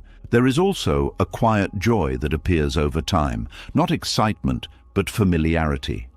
A sense of belonging to your own life. You are no longer chasing something else. You are participating fully in what is here. Repetition without novelty trains presence. You cannot rely on excitement to stay engaged. You must notice details. This noticing deepens awareness. There is also freedom here. When you accept repetition, you stop fighting reality. Many aspects of life are repetitive. Accepting this reduces suffering. Repetition also teaches that change is cumulative. You may not notice progress day to day, but looking back, you see difference. This delayed recognition reinforces trust. The quiet courage of repetition lies in continuing without applause, in choosing alignment over recognition, in valuing integrity over excitement. Over time, repetition shapes identity. You become someone who practices, someone who shows up, someone who does not abandon effort because it is ordinary. This courage is not loud. It does not need to be seen. It carries you forward gently day after day, building something durable beneath the surface. And as this steadiness settles, the path continues not with urgency, but with reliability. You walk not because it is thrilling, but because it is true. When repetition settles into your life and effort becomes steady rather than dramatic, another truth quietly reveals itself. Some things do not heal quickly, no matter how patiently you show up. Some wounds resist schedules, discipline, and good intentions, and this is where a deeper lesson begins.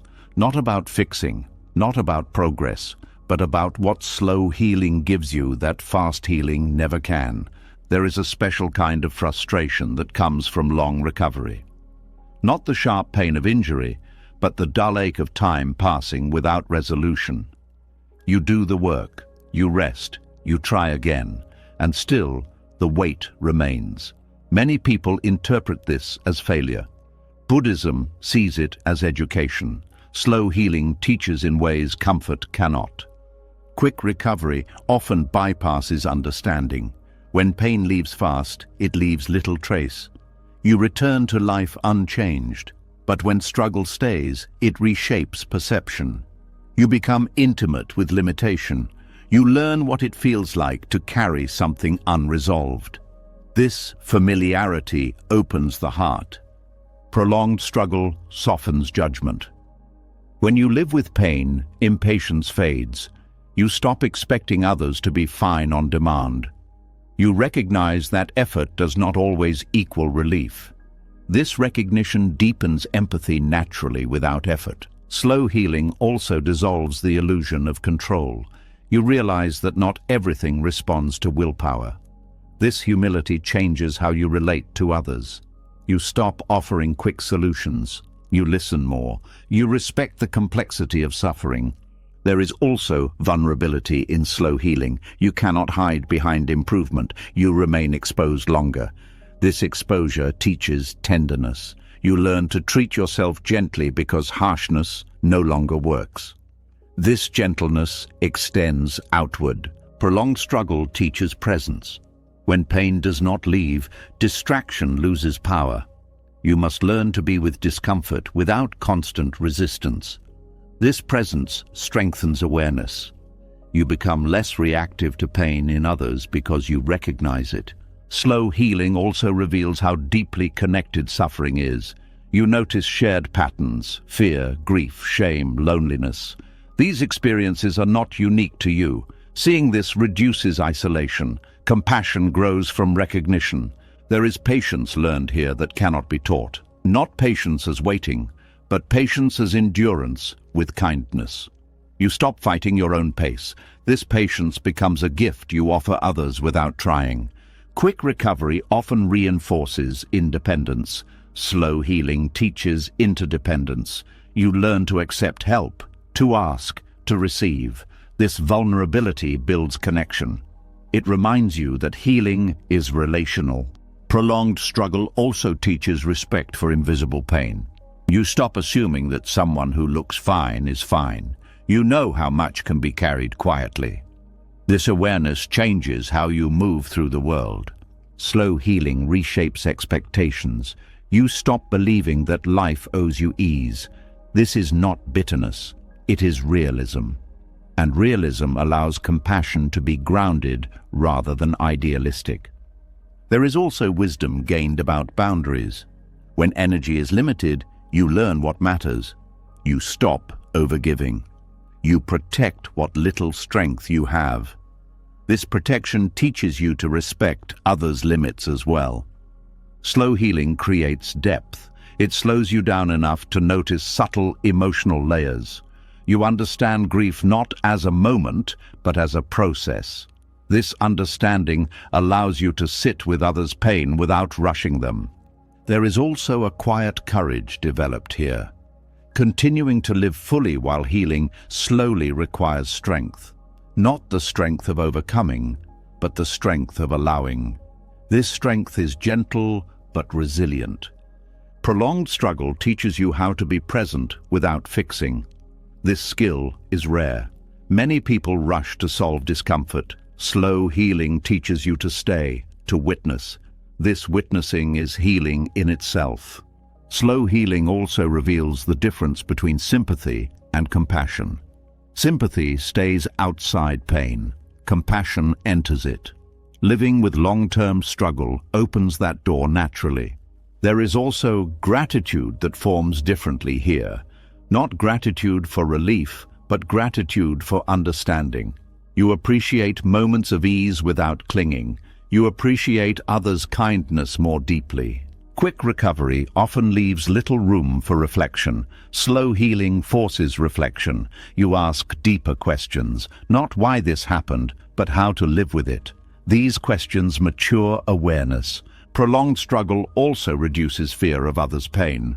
When you have sat with your own, you are less afraid of theirs. You do not need to escape. You can stay present. Slow healing teaches non-judgment. You stop labeling experiences as good or bad so quickly. You see complexity. This reduces harshness toward yourself and others. There is also a reshaping of identity. You are no longer defined by strength or productivity. You learn to value being overdoing. This shift deepens compassion. Slow healing builds trust in process without guarantees. You learn to live well even without resolution. This ability brings peace that does not depend on circumstances. Prolonged struggle teaches reverence for small comforts, rest, quiet, gentle connection. These become meaningful. This appreciation changes how you treat everyday life. There is also forgiveness learned here, toward yourself, toward your body, toward your past. Slow healing does not allow shortcuts. Forgiveness emerges gradually. Slow healing deepens empathy because it removes distance. You no longer see suffering as abstract. It becomes personal, and what is personal becomes sacred. Quick recovery can close the heart. Slow healing opens it, not because pain is good, but because awareness grows around it. Over time, you notice that compassion becomes effortless. You do not try to be kind, you understand, and understanding naturally expresses itself as care. Slow healing also teaches acceptance without resignation. You accept what is without giving up on what could be. This balance is wise. There is also humility in knowing you are not finished. Healing continues. This humility keeps you open. It prevents arrogance. Slow healing teaches you how to walk alongside pain rather than ahead of it. This companionship is what you later offer others. Eventually, you realize that what took the longest to heal taught you the most about being human, about limits, about kindness, about patience. The struggle did not make you better by fixing you. It made you better by softening you. And from that softness, compassion flows not as an idea, but as a lived response. As compassion deepens through slow healing, a quiet shift begins to take place. Pain may still be present, circumstances may look the same. The world around you does not suddenly rearrange itself to reflect your effort. And yet, something fundamental has changed, not outside, inside. This is one of the most overlooked moments on any path. The moment when nothing changes, but you do. There is a strange disappointment that comes when growth does not alter the surface of life. The same problems appear. The same environment surrounds you. The same limitations remain. The mind expects transformation to announce itself through external change. When that does not happen, it assumes transformation has failed. Buddhism teaches the opposite. Inner evolution often precedes outer change by a long distance. When nothing changes externally, awareness becomes the only place to look. You begin to notice how you meet the same situation differently. The trigger still exists, but the reaction is softer. The challenge still stands, but panic no longer leads. These shifts are subtle, easy to dismiss, but they are signs of real change. Inner evolution rarely feels dramatic. It feels quiet, almost ordinary. You notice it in pauses, in restraint, in the moment you choose not to say what you used to say, in the breath you take before responding. These moments do not reshape the world, but they reshape you. The mind struggles to value this kind of change because it cannot display it. There is nothing to point to. No before and after picture. But Buddhism places great importance on how experience is met rather than what experience looks like. The quality of attention determines suffering more than circumstances themselves. When nothing changes outside, you are forced to rely on internal reference points. You stop waiting for life to validate your growth. You begin to feel it directly. This builds confidence that is not dependent on outcome. You trust your inner movement even when the world remains still. There is also a kind of grief here, grief that effort did not buy escape, grief that growth did not earn reward. This grief is honest. Buddhism does not dismiss it. It invites you to stay with it, to see what expectation it reveals. Often the expectation is that inner work should guarantee outer relief. Letting go of this expectation is part of maturation. Inner evolution shows itself through tolerance. You can sit with discomfort longer. You do not need immediate resolution. This tolerance changes how you experience time. Moments stretch without becoming unbearable. This is a profound shift. When circumstances stay the same, patterns become clearer. You see how much suffering came not from the situation, but from resistance to it. As resistance softens, suffering reduces, even if the situation does not. This insight changes everything. Inner change also reveals itself through choice. Faced with the same option, you choose differently, or you choose the same thing but with less inner conflict. Either way, the experience changes. Freedom grows quietly, and there is also a deepening of responsibility here. You stop blaming circumstances for how you feel. This does not mean you approve of them. It means you recognize where your power lies. This recognition is empowering. When nothing changes externally, patience becomes real. Not patience as waiting for life to improve, but patience as the ability to live well within limits. This patience brings dignity. You are no longer bargaining with reality. Inner evolution also changes how you relate to identity. You stop defining yourself by situation. You are not just someone stuck in a certain life. You are someone developing awareness within it. This distinction protects self-worth. There is also a quiet joy that appears. Not because things are better, but because you are less at war. Peace becomes less conditional. It no longer waits for permission from circumstances. When nothing changes outside, gratitude changes shape. You stop being grateful only for improvement. You become grateful for steadiness, for understanding, for moments of ease within difficulty. This gratitude is grounded. Inner evolution also reshapes hope. Hope becomes less about escape and more about integrity. You hope to remain aligned, not necessarily to be rescued. This hope is sustainable. There is a strengthening of discernment. You see which battles matter and which do not. You stop spending energy trying to control what cannot be controlled. This conservation of energy brings clarity. When circumstances remain identical, you may notice less urgency to explain yourself. You do not need others to see your growth. This privacy protects sincerity. You live differently without announcing it. Inner change also appears in how you treat your own mind. You are less harsh, less demanding. You allow yourself to be unfinished.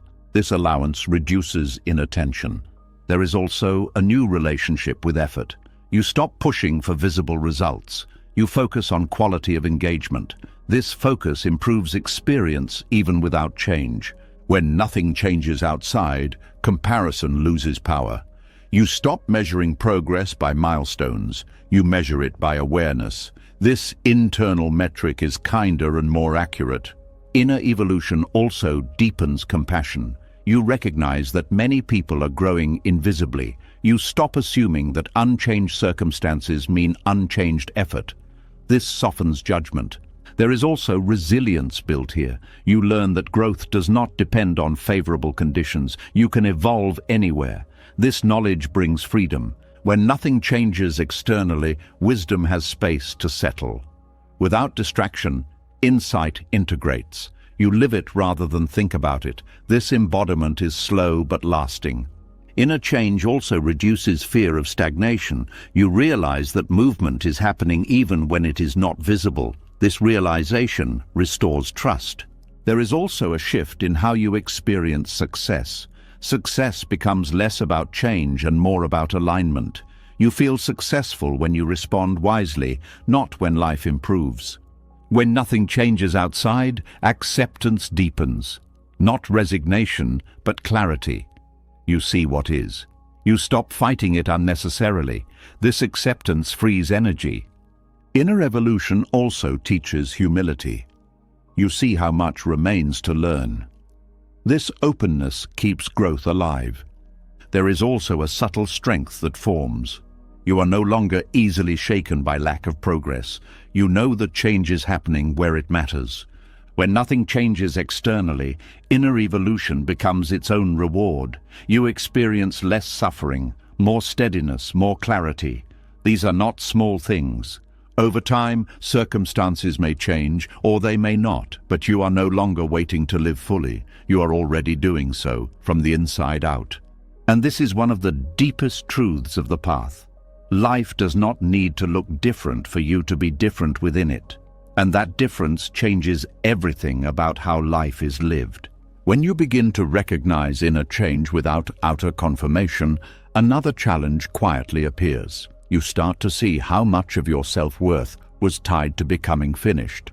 Better, clearer, resolved. And when you notice how much of you is still forming, a familiar pressure rises. The urge to fix yourself, to rush completion, to reject what is not yet whole. This is where a deeper discipline is required, not the discipline of improvement, but the discipline of trust. There is a deep habit in the human mind to equate incompleteness with failure. If something is unfinished, it feels wrong. If you are still struggling, it feels unacceptable. This habit forms early. You are praised for results, not for process. You are valued when you appear put together, not when you are still learning. Over time, this conditioning turns inward. You begin to treat yourself as a project that must be completed before it deserves care. Trusting an unfinished self goes against this conditioning. It asks you to stay present with who you are now, not who you plan to become. This is uncomfortable because the unfinished self carries uncertainty. It does not offer a clear identity. It does not promise resolution. And yet, this is the self that is actually alive. The discipline here is subtle. It is not about lowering standards or giving up on growth. It is about refusing to make self-acceptance conditional. You allow yourself to be incomplete without turning that fact into a verdict. This requires restraint. The restraint to not attack yourself for what is still developing. Many people believe self-criticism motivates growth. In reality, it often creates fear. Fear narrows awareness. It makes learning rigid. Trusting an unfinished self creates safety. Safety allows exploration. Exploration allows growth. This sequence is often misunderstood. Allowing incompleteness does not mean indulging harmful patterns. It means recognizing that change happens through relationship, not punishment. When you relate to yourself with patience, you create the conditions for real transformation. There is also grief here. Grief for the ideal version of yourself you thought you should be by now. Letting go of that image hurts, but holding on to it hurts more. Trusting the unfinished self means releasing unrealistic timelines. It means accepting that development unfolds unevenly. The unfinished self is not a problem to solve. It is a process to live. When you stop treating it as an error, tension reduces, energy returns. You become more curious and less defensive. This curiosity fuels learning more effectively than shame ever could. Trusting yourself while unfinished also requires humility. You admit that you do not yet know everything. You allow yourself to be wrong. This humility keeps the mind flexible. Flexibility is essential for growth. There is a common fear that acceptance will lead to stagnation, but acceptance does not mean complacency. It means clarity. You see what is without distortion. From this clear seeing, wise action becomes possible. When you trust your unfinished self, you stop hiding parts of yourself. You allow contradictions. You accept that growth includes setbacks. This honesty reduces inner fragmentation. You no longer split yourself into acceptable and unacceptable parts. There is also a strengthening of self-respect. You respect yourself enough to not demand instant completion. You acknowledge effort without demanding perfection. This respect becomes a foundation for resilience. Trusting incompleteness also changes how you relate to mistakes. Mistakes become information rather than proof of inadequacy. You respond with adjustment instead of judgment. This response accelerates learning. There is also relief here. The pressure to arrive dissolves. You no longer feel like life is on hold until you are finished. You live now as you are while still growing. This allows joy to coexist with effort. Allowing yourself to be unfinished also deepens compassion for others. You stop expecting people to be resolved versions of themselves. You recognize that everyone is in process. This recognition softens relationships. There is also courage required to show up as you are without apology, to participate without feeling fully ready. This courage is quiet but transformative. It keeps you engaged with life instead of waiting on the sidelines. Trusting the unfinished self also changes how you experience time. You stop racing toward a future identity. You settle into ongoing development. This reduces anxiety. You are no longer chasing completion. There is also a shift in motivation. You stop growing to escape who you are. You grow to express who you are becoming. This difference matters. Growth rooted in rejection feels heavy. Growth rooted in trust feels alive. Allowing incompleteness teaches patience with complexity. Human change is not linear. Some parts of you evolve faster than others. Trust allows uneven growth without panic. There is also an easing of comparison. When you accept being unfinished, you stop measuring yourself against others' progress. You recognize that everyone's path unfolds differently. This reduces envy and insecurity. Trusting an unfinished self also strengthens boundaries. You stop overextending to prove worth. You allow yourself to rest. This rest supports long-term development. There is also integrity here. You stop pretending to be more resolved than you are. This honesty aligns inner and outer life. Alignment reduces stress. Allowing yourself to be unfinished creates space for learning from life rather than controlling it. You remain open. You remain responsive. This openness keeps wisdom alive. There is also a deep kindness learned. You treat yourself as you would treat someone you care about who is still learning. This kindness changes your inner dialogue. It becomes more supportive, less harsh. Trusting incompleteness also changes how you handle uncertainty. You accept not knowing as part of the path. This acceptance reduces fear. There is also strength here. You are not fragile because you are unfinished. You are adaptable. Adaptability is strength. Allowing yourself to be unfinished removes the false divide between now and later. Life is not postponed until completion. It is lived continuously. This realization brings presence. There is also freedom in letting go of the fantasy of arrival. You stop waiting for the moment when everything makes sense. You engage with life as it is. Trusting the unfinished self also protects against burnout. You stop demanding constant improvement. You allow integration. This balance sustains growth. There is also wisdom in recognizing that some things mature only through time. You cannot force them. Trusting this reduces frustration. Allowing incompleteness teaches you how to stay connected to yourself even when you are disappointed with progress. This connection is essential. There is also a quiet joy that appears. Not joy because you are done, but joy because you are allowed to be. This joy is gentle and real. Trusting an unfinished self is a discipline because it must be practiced repeatedly. The mind will return to self-judgment. Each time, you choose patience instead. This choice reshapes your inner world. Over time, you notice that growth continues naturally when resistance softens. You become more whole not by forcing completion, but by allowing development. The unfinished self is not a flaw, it is a living process. When you trust it, you stop fighting yourself. And when you stop fighting yourself, growth finds its own pace. This trust does not end the journey. It makes the journey livable. It allows you to walk forward without rejecting where you are standing. And in that allowance, something profound happens. You begin to feel at home in your own becoming. When you begin to feel at home in your own becoming, another experience quietly takes center stage. It does not arrive with pain or fear.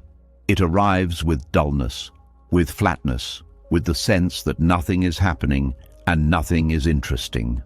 Boredom. This is the moment many people reach for distraction without thinking, but boredom, when met honestly, is not an enemy. It is an unopened door.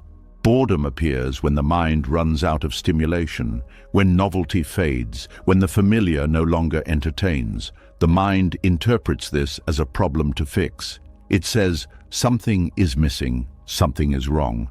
But boredom is often a signal that the surface layers of experience have been exhausted.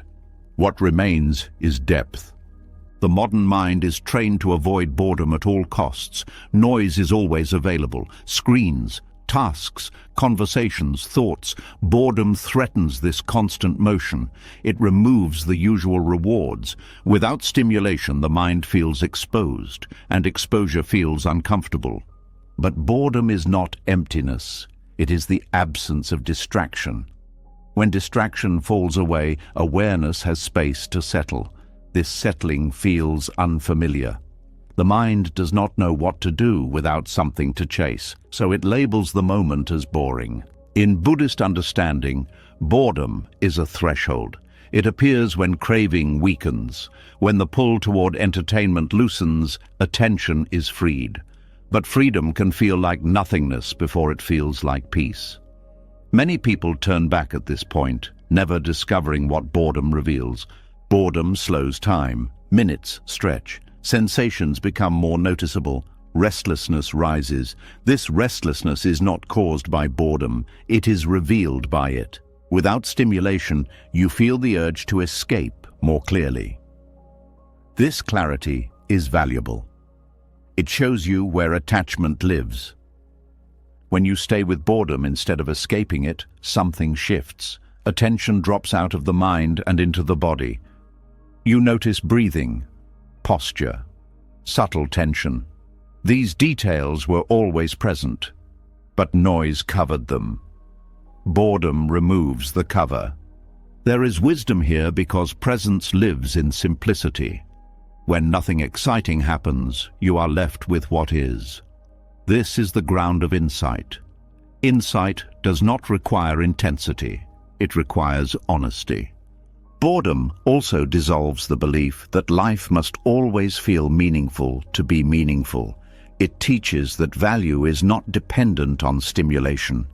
Ordinary moments contain depth when they are met fully.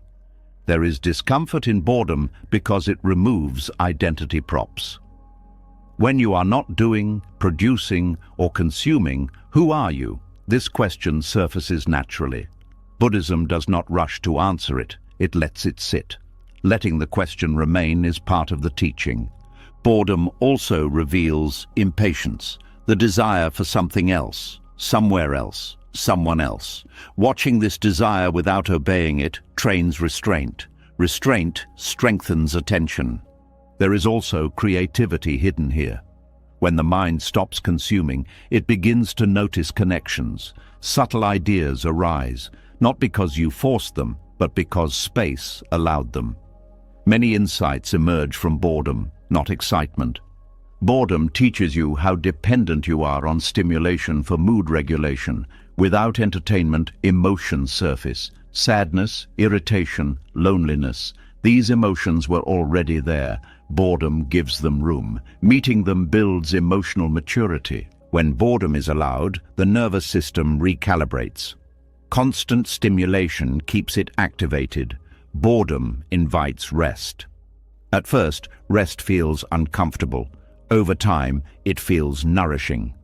There is also humility here. You stop expecting life to entertain you. You accept responsibility for how you meet moments. This acceptance reduces entitlement. It deepens gratitude. Boredom sharpens perception. Without distraction, senses awaken. You notice sounds you ignored. Light shifts, small movements. The world becomes more detailed. Presence deepens naturally. There is also patience learned here, waiting without demand, allowing moments to unfold. This patience reduces anxiety. You stop rushing time. Boredom challenges the idea that excitement equals aliveness. You discover that quiet awareness is also alive, in some ways more alive.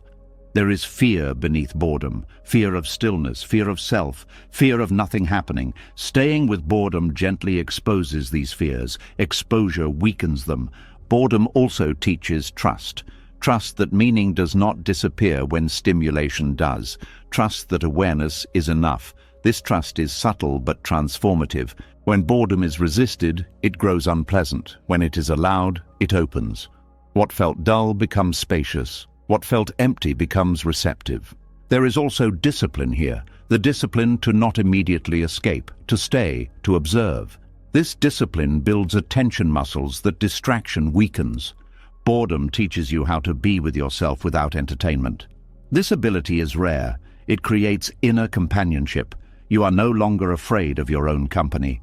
There is also insight into craving. You see how often desire arises not from need, but from habit. Recognizing this weakens its grip. Boredom reveals the mind's addiction to change. Change feels safe. Stillness feels risky, but insight lives in stillness. When boredom deepens, it often transforms into calm. Not dramatic calm, a quiet ease. This ease is stable because it does not depend on conditions. There is also compassion learned here. When you know boredom intimately, you understand why others seek distraction. This understanding softens judgment. Boredom teaches the difference between fullness and stimulation. Fullness comes from presence. Stimulation comes from novelty. Presence lasts longer. There is also a reclaiming of time. Boredom returns time to you. You stop filling every moment. Time becomes spacious. This spaciousness allows reflection. Boredom also dismantles the pressure to constantly improve. You rest from becoming. This rest integrates growth. There is wisdom in seeing boredom not as absence, but as invitation. An invitation to notice, to feel, to be. Over time, boredom loses its edge. It becomes a familiar doorway. You recognize it as a signal to slow down, to turn inward. Insight often arrives quietly in these moments, not as answers, but as shifts in perception. You see things differently without knowing why. Boredom teaches that depth is not hidden behind complexity. It is revealed through simplicity. When you stop fearing boredom, you stop fearing stillness. When you stop fearing stillness, presence becomes natural. This presence changes how you live. You are less restless, less driven, more attentive. Boredom no longer feels like wasted time. It feels like unoccupied space, and unoccupied space is where understanding grows. The wisdom hidden in boredom is not flashy. It does not announce itself. It waits patiently for those willing to stay. And when you stay, boredom stops being empty. It becomes quiet ground, a place where awareness rests, where insight emerges, where life reveals itself without needing to entertain you. When boredom softens into presence and restlessness loses its urgency, attention begins to settle on what is actually happening. Not big moments, not dramatic changes, just small movements, small choices, small efforts that once felt too minor to matter. This is where another habit of the mind reveals itself.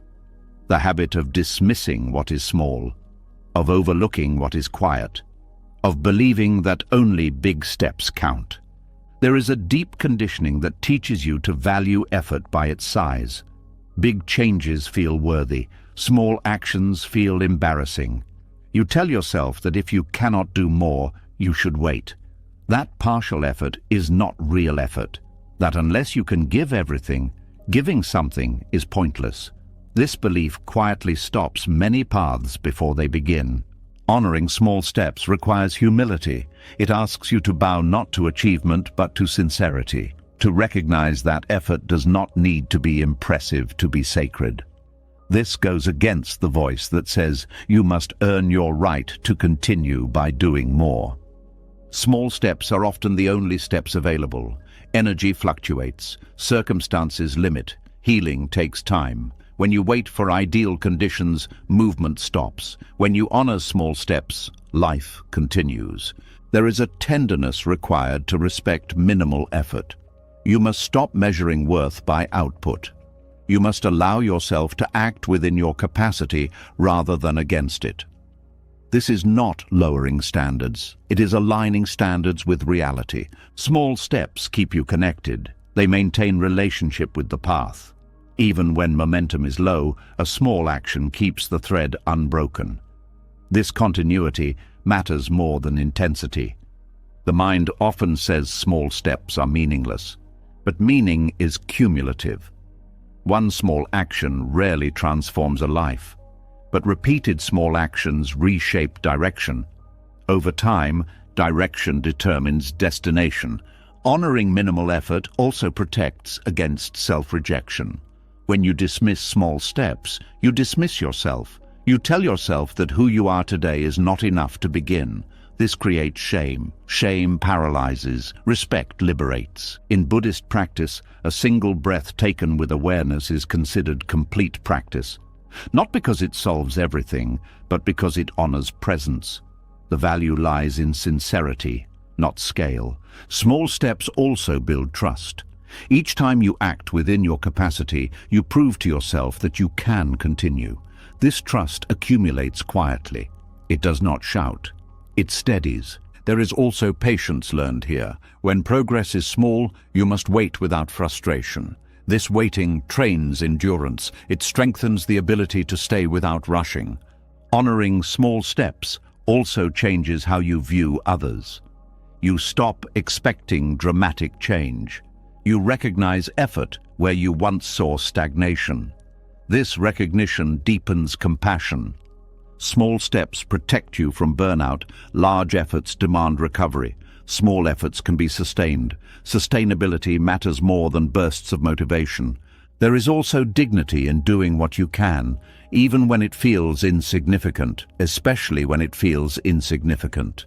Dignity does not come from scale. It comes from honesty. Small steps teach you to listen to your limits. Limits are not enemies, they are information. When you respect them, you act wisely. When you ignore them, you break. There is also courage in allowing effort to be small. It means letting go of image, letting go of the need to appear capable. You choose authenticity over performance.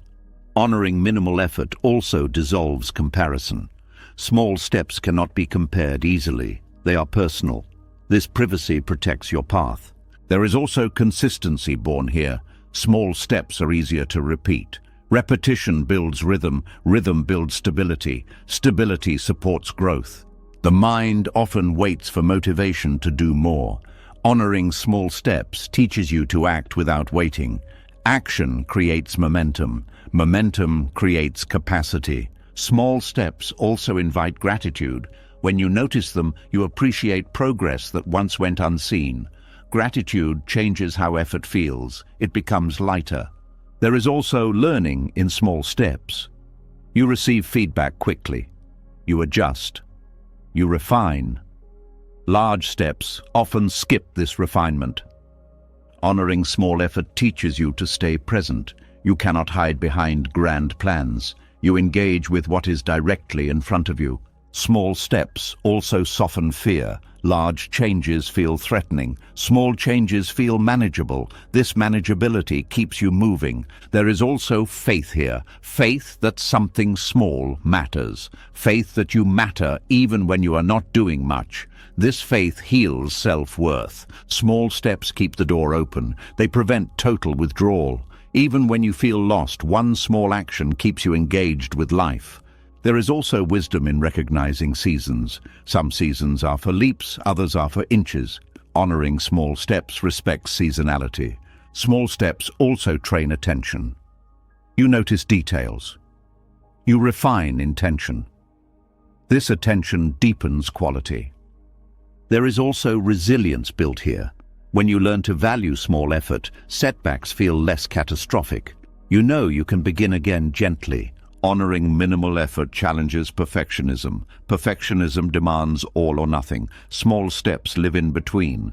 They weaken extremes. There is also kindness here. You treat yourself as someone worth encouraging, not someone to punish into improvement. Small steps teach you that progress is not always visible, but visibility is not the measure of truth. There is also freedom in releasing the demand to do more than you can. You stop fighting yourself. Energy returns. Honoring small steps also prepares you for larger ones. Capacity grows naturally when it is respected. There is also a quiet reverence here. Each small action becomes an offering, not to outcome, but to presence. Small steps remind you that life is lived moment by moment. You cannot skip moments. You can only meet them. When you bow to small steps, you stop waiting for permission to begin. You begin where you are. This changes everything. Effort becomes accessible. Growth becomes humane. The path becomes walkable.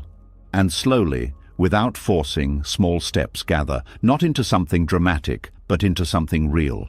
A life lived with care, one honest movement at a time. When you learn to bow to small steps, movement becomes gentle and honest. You stop forcing progress and begin to respect pace. But this shift introduces a new confusion. From the outside, your life may look quiet, less busy, less reactive, less visibly productive, and the mind begins to whisper a dangerous question. Have you become still, or have you stopped moving altogether? This is where many people turn against themselves without realizing it. Stillness and stagnation look similar on the surface. Both lack obvious motion. Both lack dramatic change. But internally, they are opposites. One is alive, the other is frozen. One is aware, the other is asleep. The difference between them is not action, it is attention. Stagnation happens when awareness shuts down. When life feels repetitive and the mind disengages, you go through motions without presence. You avoid reflection. You numb discomfort. Time passes, but nothing is digested, nothing is learned. Energy feels heavy and dull. Stillness, on the other hand, is full. It is receptive. It is alert. Even when the body is quiet and circumstances remain unchanged, awareness is active. You are noticing, feeling, understanding. This inner activity does not always produce visible results, but it produces clarity. The mind often confuses the two because it measures progress by speed. If you are not moving fast, it assumes you are stuck. But speed has nothing to do with awareness. You can move quickly and be completely stagnant. You can be externally active and internally asleep. Stillness slows things down enough for perception to sharpen. You notice thoughts instead of being carried by them. You notice habits instead of repeating them blindly. This noticing is movement at a deeper level. It changes direction even when pace is slow. Stagnation avoids discomfort. Stillness meets it. When something feels unresolved, stagnation distracts. Stillness stays. This staying allows integration. Integration is progress that does not announce itself. Awareness transforms immobility into progress because awareness metabolizes experience. Without awareness, experience piles up undigested. With awareness, even repetition teaches, even silence informs. In stillness, emotions are allowed to move internally. You feel what you feel without acting it out. This internal movement prevents stagnation. You are processing rather than suppressing. Stagnation feels flat. Stillness feels spacious. One contracts, the other opens. This difference is subtle but unmistakable once recognized. The mind often fears stillness because it cannot control it. Stillness removes the illusion of productivity. It reveals whether you are present or just busy. This exposure makes the mind uncomfortable. Stillness also interrupts identity. When you are not doing, you are not reinforcing who you think you are. This can feel like disappearing, but what actually disappears is unnecessary tension. Stagnation reinforces identity. You become attached to being stuck. You repeat the same stories. Stillness loosens identity. You are less defined by narrative and more by awareness. Awareness brings curiosity. Even in quiet moments, curiosity keeps the mind alive. You ask different questions. You notice new angles. Stagnation lacks curiosity. Everything feels already known. Stillness invites listening. You listen to your body, your breath, your subtle reactions. This listening reveals needs and limits. Stagnation ignores signals until they become problems. There is also an emotional difference. Stillness often carries a quiet peace beneath discomfort. Stagnation carries resentment, a sense of being trapped. These emotional tones matter. Stillness does not rush to escape boredom. It allows boredom to unfold. As you learned earlier, boredom opens depth. Stagnation uses boredom as proof that life is meaningless. Awareness also keeps values alive. Even when circumstances do not change, you act with intention. You choose restraint. You choose kindness. These choices are movement. Stagnation dulls values. You stop caring. You stop choosing. Life feels automatic. This dullness is not rest. It is withdrawal. Stillness allows rest without collapse. You rest while remaining engaged. This balance replenishes energy. Stagnation drains energy because it resists engagement. Awareness also prevents decay. Without awareness, habits harden. With awareness, habits remain flexible. Flexibility is a sign of life. Stillness sharpens sensitivity. You notice when something is no longer working. This noticing allows adjustment. Stagnation resists adjustment because it avoids noticing. There is also a temporal difference. Stillness feels timeless. You are present. Stagnation feels like time dragging. You are waiting for something to end. Awareness transforms immobility by keeping learning alive. Even without new input, insight deepens. You see patterns, you recognize causes. This recognition changes future responses. Stillness also supports ethical clarity. You pause before acting. This pause prevents harm. It allows wiser choices. Stagnation acts out of habit. The mind often demands visible proof of progress. Stillness offers internal proof. Less reactivity, more patience, more discernment. These are subtle but powerful. Stagnation often includes self-judgment. You label yourself as lazy or broken. Stillness includes self-observation without condemnation. This difference is crucial. Awareness also keeps compassion flowing. You remain sensitive to others. You are not shut down. Stagnation isolates. Stillness connects. Stillness is not passive. It is receptive. It receives experience fully. This reception changes you. Stagnation resists experience. It numbs, it avoids. This resistance creates suffering. Awareness transforms immobility into progress by allowing inner shifts. These shifts may not change circumstances immediately, but they change how you meet them. Stillness also prepares you for movement. When the time comes to act, clarity is present. Stagnation leads to impulsive or delayed action. The difference becomes clearer with practice. You learn to feel it. You trust the quality of awareness rather than the quantity of action. Stillness teaches you that progress is not always outward. Sometimes it is the removal of confusion, the softening of resistance, the easing of fear. Stagnation keeps confusion intact. Stillness dissolves it gradually. Awareness also brings honesty. You see when stillness turns into avoidance. This honesty prevents stagnation from hiding. Stillness includes choice. Even if you do not move, you are choosing to be present. This choice is active. Stagnation includes resignation.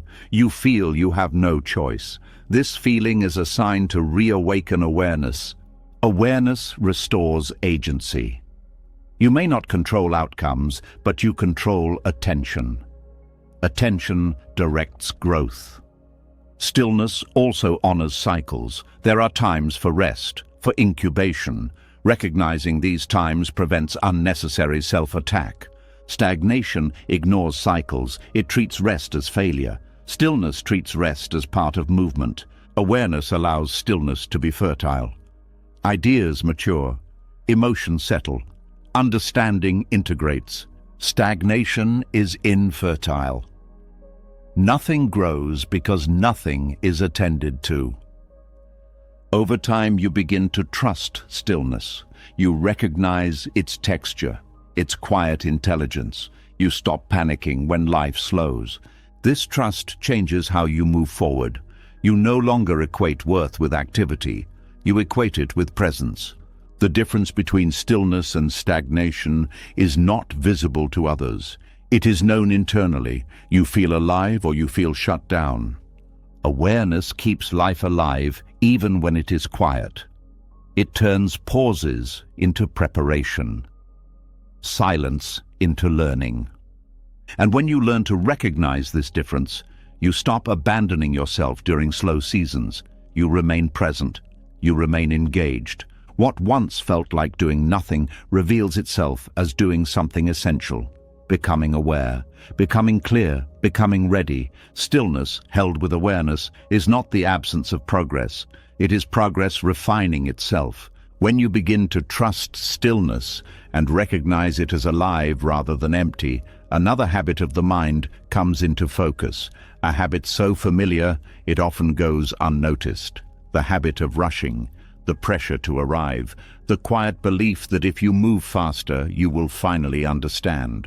This belief feels harmless, even responsible, but it carries a hidden cost.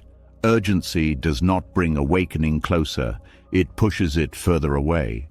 Rushing is born from discomfort with the present moment. Something feels incomplete, unresolved, or unclear, and the mind wants relief. It imagines a future moment where everything will make sense, where peace will arrive, where effort will pay off. This imagined future becomes a destination, and the present becomes an obstacle to escape. Urgency fractures attention because it divides awareness. Part of you is here, but most of you is leaning forward. You are listening, but already planning the next step. You are practicing, but already measuring results. Attention becomes thin, and awakening, which depends on full presence, cannot take root in divided ground. The mind believes that speed equals progress, that faster understanding is better understanding. But understanding does not work like information. It is not accumulated, it is revealed. And revelation requires stillness, patience, and sustained attention. Urgency interrupts all three. When you rush, you skim experience instead of entering it. You move through moments looking for signs instead of staying with what is happening. This skimming creates the illusion of movement, but nothing integrates. Insights may appear briefly, but they do not settle. They remain concepts rather than lived truth. Urgency also tightens the nervous system. The body prepares for threat when it feels rushed. Muscles tense, breath shortens, perception narrows. In this state, awareness contracts. Awakening requires openness. Urgency produces the opposite. There is also fear beneath rushing, fear of wasting time, fear of falling behind, fear that if you do not hurry, something important will be missed. Buddhism teaches that this fear is rooted in misunderstanding. Nothing essential can be missed when you are present. Presence reveals what matters. Rushing creates a subtle violence toward experience. You are not allowing moments to unfold naturally. You are forcing meaning from them. This force distorts perception. You see what you expect instead of what is. Awakening is not an event you reach. It is a clarity that emerges when resistance drops. Urgency is resistance disguised as effort. It resists uncertainty. It resists not knowing. It resists waiting. This resistance delays realization. When urgency is present, practice becomes goal-driven. You meditate to feel calm. You reflect to gain insight. You act kindly to become better. These motivations are understandable, but they keep attention future-focused. The present becomes a means rather than the ground. Urgency also creates comparison. You measure your progress against others, against ideals, against imagined timelines. Comparison scatters attention.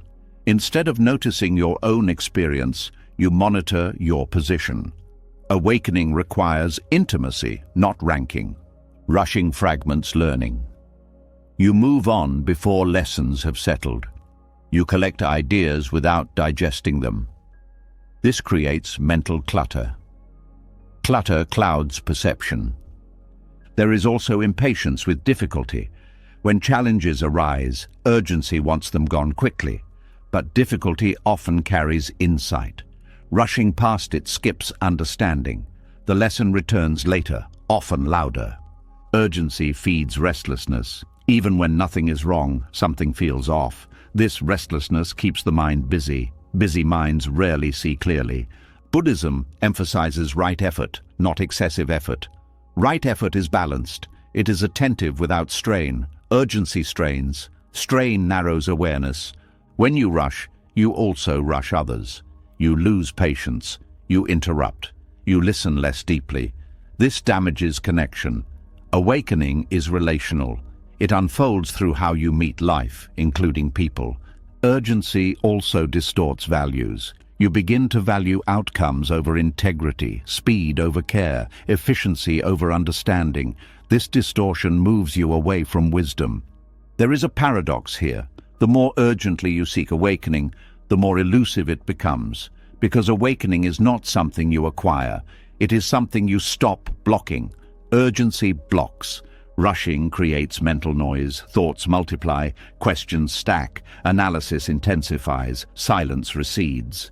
As you learned earlier, silence is fertile ground. Urgency uproots it. There is also exhaustion that comes from rushing. The mind cannot sustain constant forward pressure.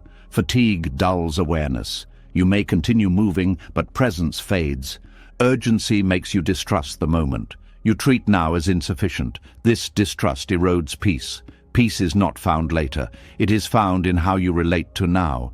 Awakening requires patience, not because it takes time, but because patience allows depth. Without patience, depth cannot be entered. Everything remains surface.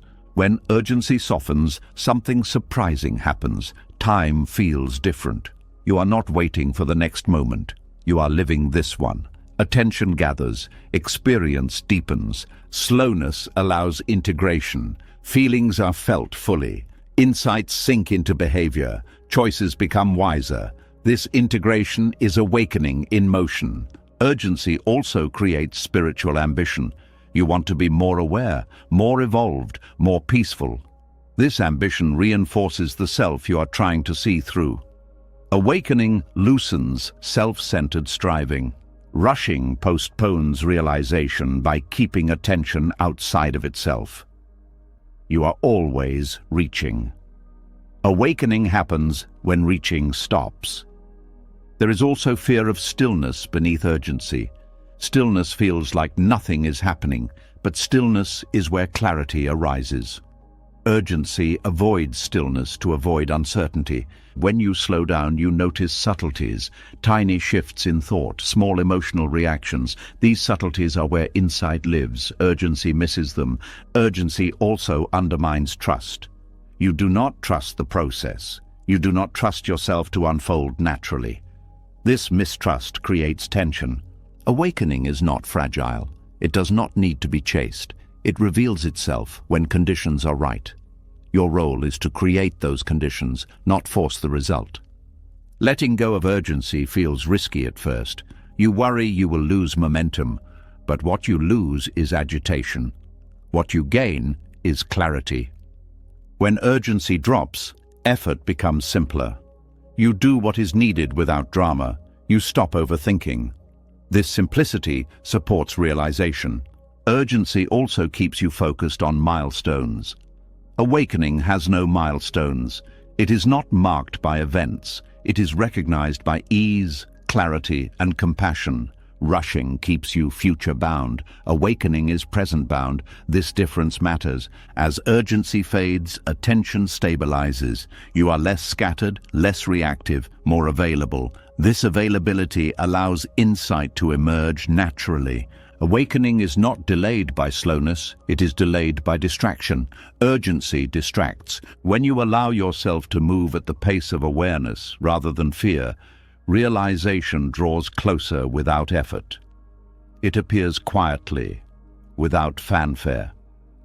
You may not even notice the moment it happens, because awakening is not fireworks. It is the absence of strain. The end of unnecessary struggle. Rushing delays awakening because it keeps you running past the very thing you are looking for. Slowing down allows you to stop long enough to see what has always been here. And when you see it, you realize there was never a race to win, only a moment to meet. When urgency loosens its grip and the need to rush begins to fade, you start to notice something unsettling. The world around you does not slow down with you. It keeps pushing. It keeps demanding speed, answers, output. And suddenly, your calm feels out of place.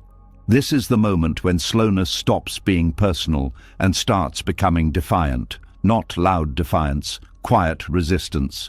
The choice to move slowly in a world built on fear. Speed is rarely neutral.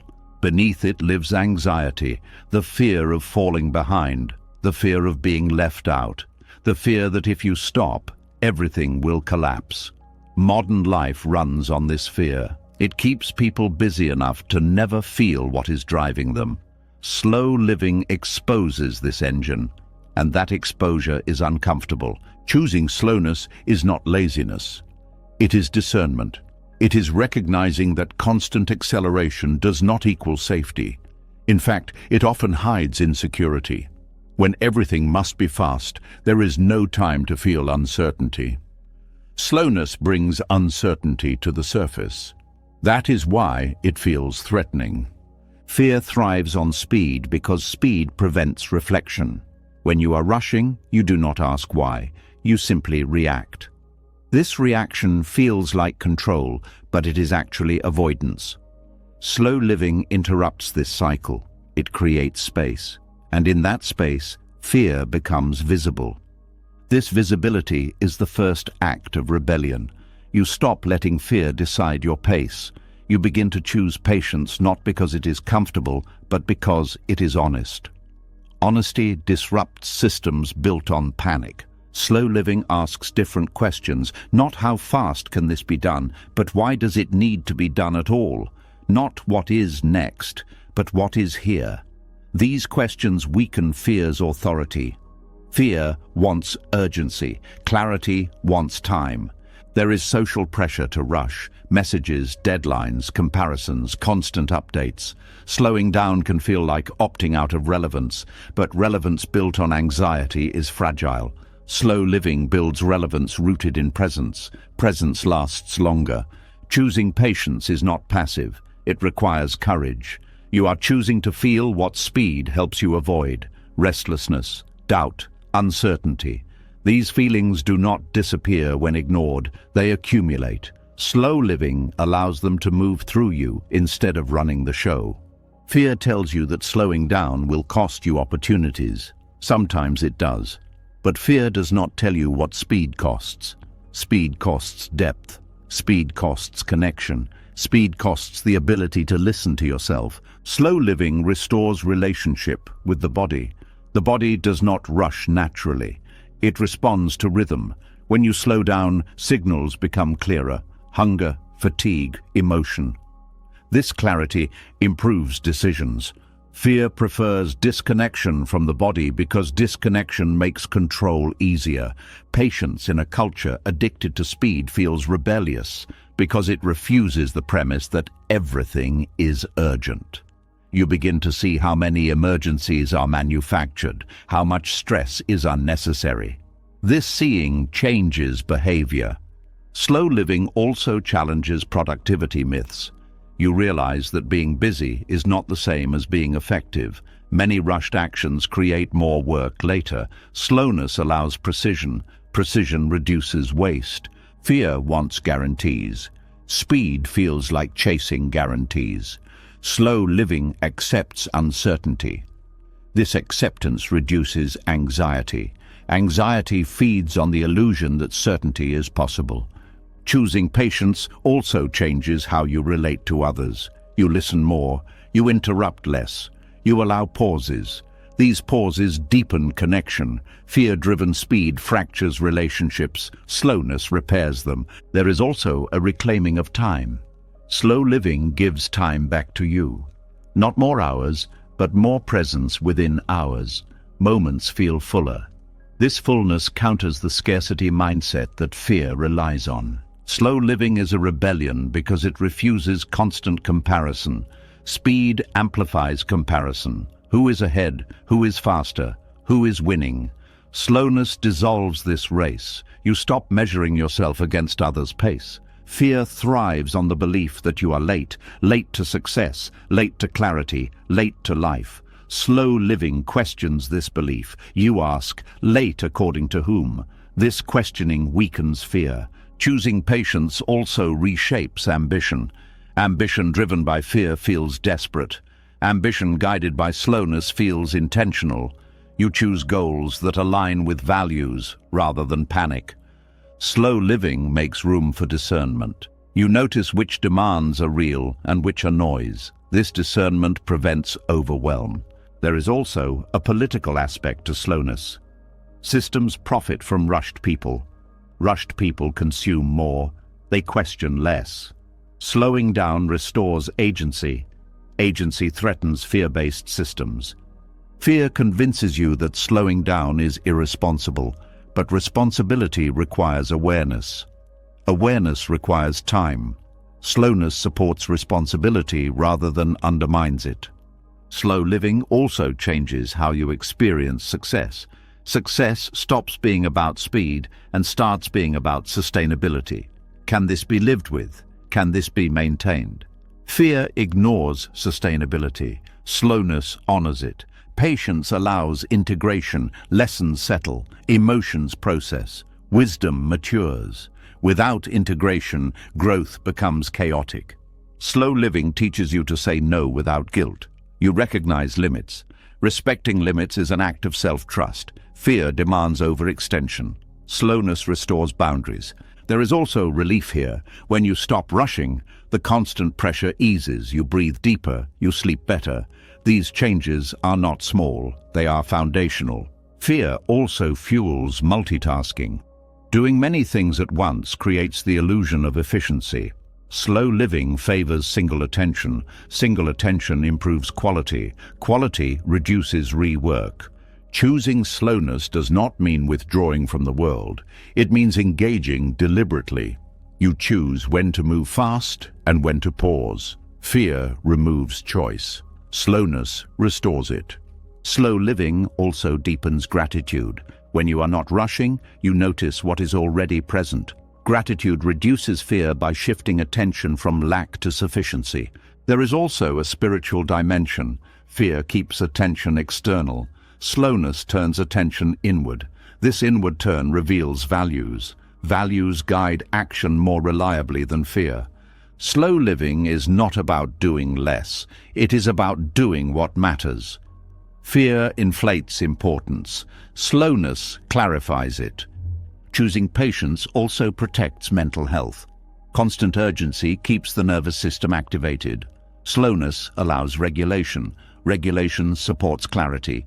Fear-driven speed avoids stillness. Stillness reveals vulnerability. Slow living allows vulnerability. Vulnerability fosters authenticity. There is also resistance from others. People may misunderstand your pace. They may project their fear onto you. Slow living requires confidence to remain steady without approval. Slow living also changes your relationship with mistakes. You have time to notice them early. You adjust gently. Speed often turns small errors into big ones. Choosing patience helps you distinguish between pressure and purpose. Pressure demands immediate action. Purpose invites considered response. Slow living creates space for meaning. Meaning cannot be rushed. It unfolds through engagement. Fear wants shortcuts. Slowness respects process. Respecting process leads to deeper satisfaction. There is also joy in slowness. Not excitement, but contentment. Contentment undermines fear's narrative that you are always lacking. Slow living teaches you that safety does not come from speed. It comes from presence. Presence allows wise response. Choosing patience in an anxious culture is not easy. It requires repeated choice. Each time you slow down, you resist fear's script. Over time, this resistance becomes natural. You stop feeling rebellious. You feel grounded. Slow living becomes your default, not as avoidance, but as alignment. You move when movement is true. You pause when pause is needed. Fear loses its grip not because you fought it, but because you stopped feeding it. And in this quieter rhythm, life becomes less about keeping up and more about being here. Slowness reveals that peace was never hiding in the future. It was waiting for you to stop running long enough to notice it. When slowness becomes a way of living rather than a reaction, another shift quietly happens. The excitement that once carried you forward begins to fade. The sense of meaning that once felt obvious grows distant. You are no longer rushing, but you are also no longer inspired. This is where many people assume the path has ended. In truth, this is where it finally becomes real. Motivation is emotional energy. It rises when something feels new, hopeful, or rewarding. It fades when effort becomes ordinary. This fading is not a problem. It is a signal. The signal that you are no longer being carried by feeling alone. The mind often panics here because it was taught that desire must come before action. Buddhism teaches the opposite. At a certain point, action comes before desire. When motivation disappears, discipline steps forward.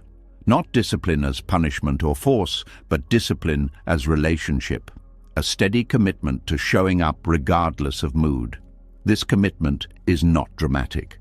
It does not feel powerful. It feels plain. And that plainness is exactly why it works. Inspiration depends on conditions. Discipline depends on values. When conditions change, inspiration leaves.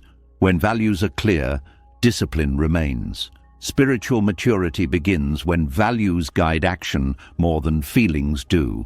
There is disappointment when motivation fades. You may grieve the loss of excitement. You may wonder if something is wrong with you. This grief is natural. It marks the end of a phase where effort was fueled by emotion. What replaces it is quieter but stronger. Discipline without motivation feels uncomfortable because it removes emotional reward. You do not feel uplifted for doing the right thing. You simply do it. This reveals sincerity.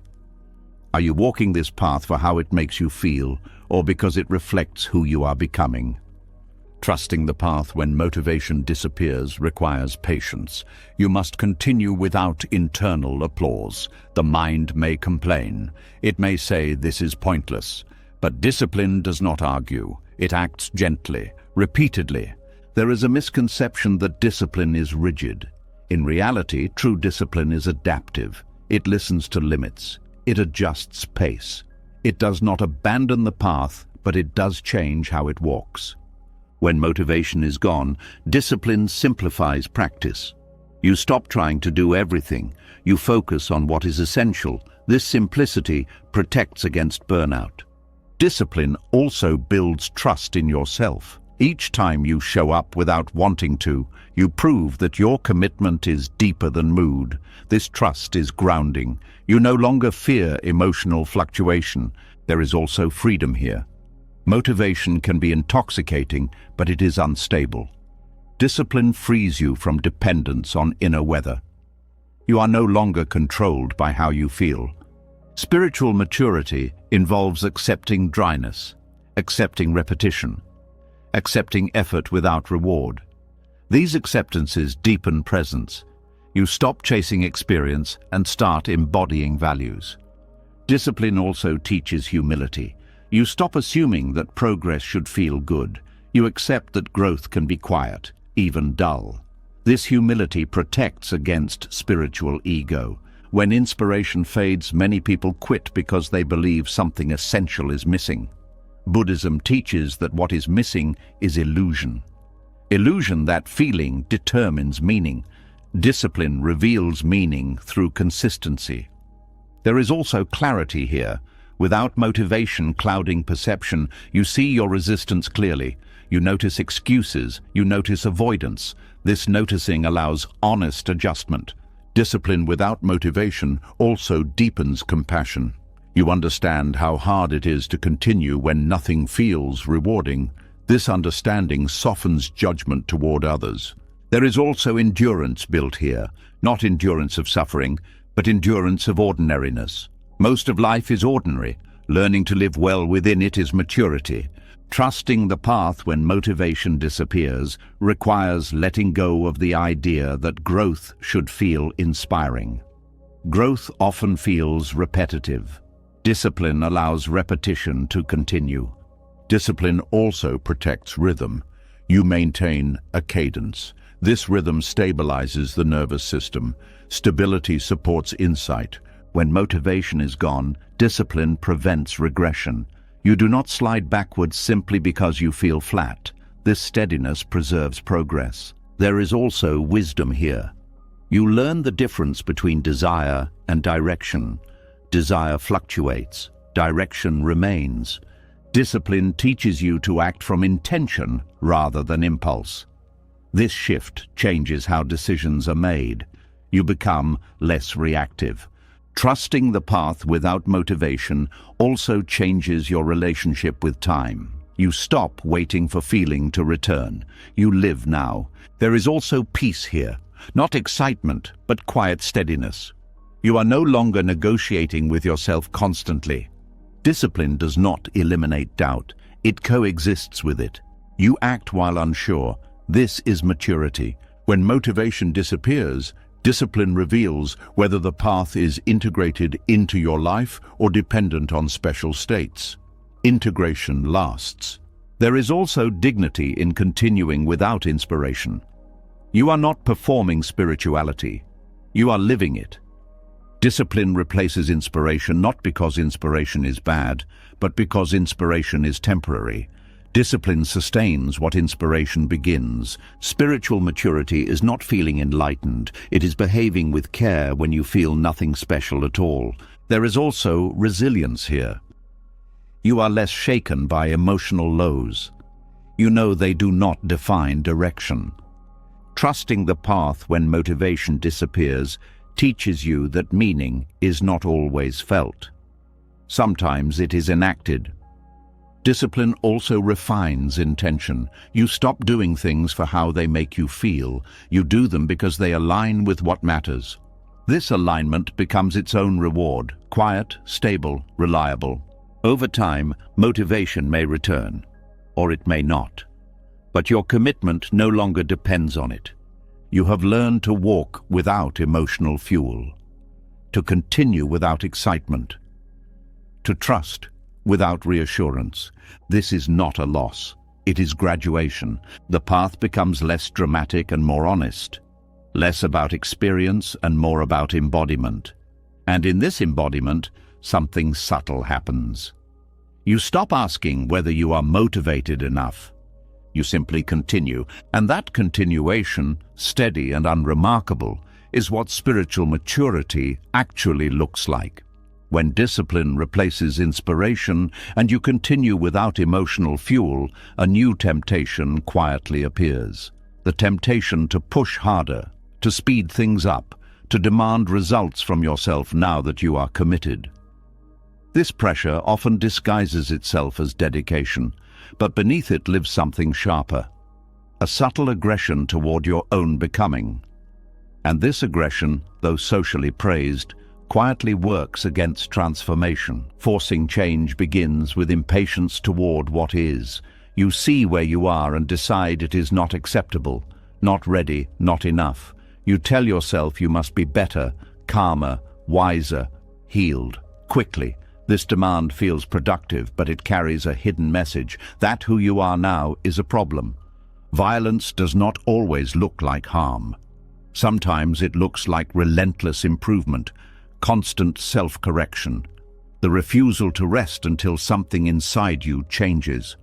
This kind of pressure creates tension, not growth. Growth responds to safety, not threat. When change is forced, resistance naturally rises. This resistance is not stubbornness, it is protection. Parts of you push back because they sense danger, they sense rejection. When growth feels like an attack, the system closes. Aggression toward growth fractures trust within yourself. You begin to treat your inner world as an enemy territory that must be conquered. This internal conflict drains energy. Instead of transformation, you get exhaustion. Forcing change also narrows awareness. When you are focused on fixing, you stop listening. You overlook important information. Emotions are labeled obstacles instead of messages. This blindness delays insight. There is also fear beneath forced change. Fear that if you do not push, nothing will happen. Fear that patience is laziness. Fear that softness equals failure. Buddhism teaches that fear-driven effort lacks wisdom. It acts without understanding. When change is forced, the mind uses harsh language. Should, must, why can't you? This language creates shame. Shame constricts attention. Constricted attention cannot learn. Transformation requires curiosity. Aggression kills curiosity. You are too busy correcting to understand. Too busy judging to feel. Forcing change also disrupts natural timing. Development has rhythms. Some parts need rest, others need repetition. Pressure ignores rhythm. It applies the same force everywhere. This uniform pressure breaks delicate processes. There is a difference between commitment and coercion. Commitment listens, coercion commands. When you coerce yourself, Parts of you comply briefly, then rebel. This cycle creates instability. Aggression toward growth also feeds perfectionism. Nothing is ever enough. Progress is discounted. This dissatisfaction keeps you chasing instead of integrating. Forcing change often produces superficial results. You may appear improved, more controlled, more disciplined, but underlying patterns remain untouched. They resurface later, often stronger. There is also a loss of compassion here. When you are harsh with yourself, you become harsh with others. You expect rapid change from them too. This damages connection. Growth forced through pressure lacks resilience. It depends on continued force. When force drops, progress collapses. Sustainable transformation requires internal agreement, not domination. Forcing change also disconnects you from your body. You override signals. You push through fatigue. You ignore discomfort. This disconnection leads to imbalance. Buddhist practice emphasizes right effort. Right effort is gentle. It is firm without being violent. It respects limits. It responds to conditions. Aggression toward growth creates inner fragmentation. Some parts of you want change. Others want safety. Instead of dialogue, you impose authority. This silences important voices. When parts are silenced, they do not disappear. They go underground. They influence behavior indirectly. This creates confusion. Forcing change also undermines trust in process. You do not believe that growth will happen unless you control it. This mistrust creates constant tension. There is also grief hidden here. Grief for how long things are taking. Grief for how imperfect you feel. Aggression often masks this grief. Softening reveals it. Transformation requires allowing grief. Forcing skips grief. Skipped grief returns as resistance. Aggressive self-improvement treats symptoms, not causes. It changes behavior without addressing meaning. This leads to relapse. Forcing change also creates fear of failure. If effort is harsh, mistakes feel dangerous. Fear reduces experimentation. Without experimentation, learning stops. There is also spiritual bypassing here. You try to rise above unresolved issues instead of meeting them. This bypass delays healing. Aggression toward growth often comes from comparing yourself to an ideal. This ideal is usually unrealistic. Chasing it creates constant dissatisfaction. Buddhism teaches that clinging to ideals creates suffering. Forcing change is clinging in action. Transformation unfolds through relationship. Relationship with yourself, with experience. Relationship requires respect. Aggression breaks respect. When you slow down and listen, you notice that some parts resist change because they need understanding, not correction. Listening allows this understanding. Gentle change invites cooperation. When parts feel seen, they soften. This softening allows movement. Forcing change also ignores the wisdom of gradual unfolding. Some insights must ripen. Pressure harvests them too early. There is also exhaustion that comes from constant self-pressure. Exhaustion dulls awareness. Dull awareness cannot transform. Aggression toward growth often confuses intensity with sincerity. Intensity looks impressive, sincerity looks ordinary, but sincerity lasts.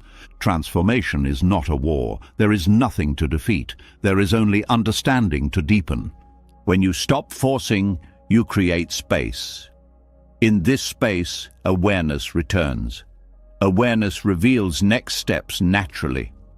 Gentle effort builds trust. Trust allows risk. Risk allows change. Forcing creates compliance. Allowing creates participation. Participation is transformative. There is also forgiveness required. Forgiveness for slowness. Forgiveness for imperfection. Forgiveness for being human. Aggression toward growth refuses forgiveness. It demands constant improvement. This demand is unsustainable. Transformation happens when resistance is met with curiosity instead of force. Curiosity opens, force closes. There is also a quiet confidence that grows when you stop pushing. You trust that change will come through engagement, not attack. Buddhist wisdom reminds us that a clenched fist cannot receive. Aggression clenches. Gentleness opens. When you release the urge to force, effort becomes cleaner. You do what is needed without violence. Change that emerges from gentleness integrates fully. It does not need constant maintenance. Aggressive change creates tension. Integrated change creates ease. The path does not respond to force. It responds to presence. When you allow growth rather than impose it, resistance dissolves naturally.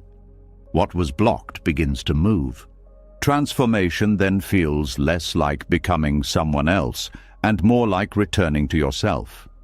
And in that return, you realize that nothing ever needed to be forced. It needed to be understood. When the urge to force change softens and you stop treating growth like a battle, another belief quietly comes into question. The belief that struggle means something went wrong. That difficulty is a sign of failure.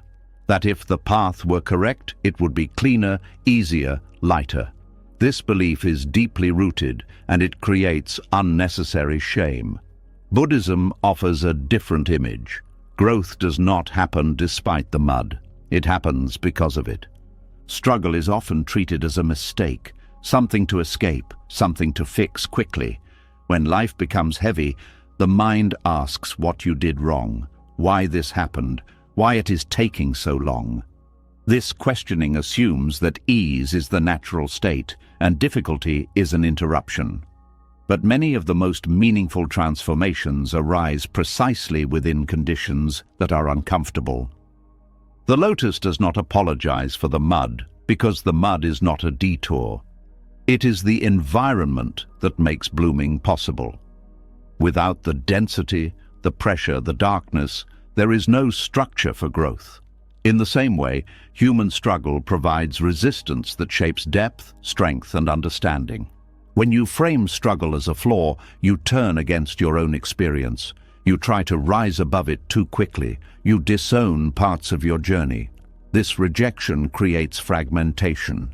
You split your life into acceptable and unacceptable chapters. Buddhism invites integration instead. Struggle provides context. It gives meaning to qualities that could not develop otherwise. Patience only forms when waiting is required. Compassion deepens when pain is known. Clarity sharpens when confusion has been lived. These qualities are not abstract ideas, they are responses shaped by experience. There is a tendency to compare your inner life to imagined ideals. You think you should be calmer by now, more healed, more stable. When reality does not match this image, shame appears. Shame says the mud is your fault. Buddhism dissolves this shame by reminding you that difficulty is not a personal defect. It is part of the terrain. Struggle also slows you down. And as you have learned, slowness reveals things speed hides. Without struggle, many truths remain superficial. Comfort does not challenge assumptions. Difficulty does. The mud is where roots form. Roots are invisible. They do not look impressive, but they determine how well something stands. Struggle strengthens these unseen structures. When growth is tested early, it becomes resilient later. Reframing struggle also changes how you relate to others. When you stop seeing your own difficulties as failures, you stop seeing others' difficulties as weaknesses. Judgment softens. Empathy grows. You recognize shared humanity instead of ranking experiences. Struggle also teaches honesty. When things are hard, pretending becomes exhausting. Masks fall away. You meet yourself more directly. This meeting can be uncomfortable, but it is authentic. Authenticity is the ground of wisdom. There is also humility learned through struggle. You realize how little control you have.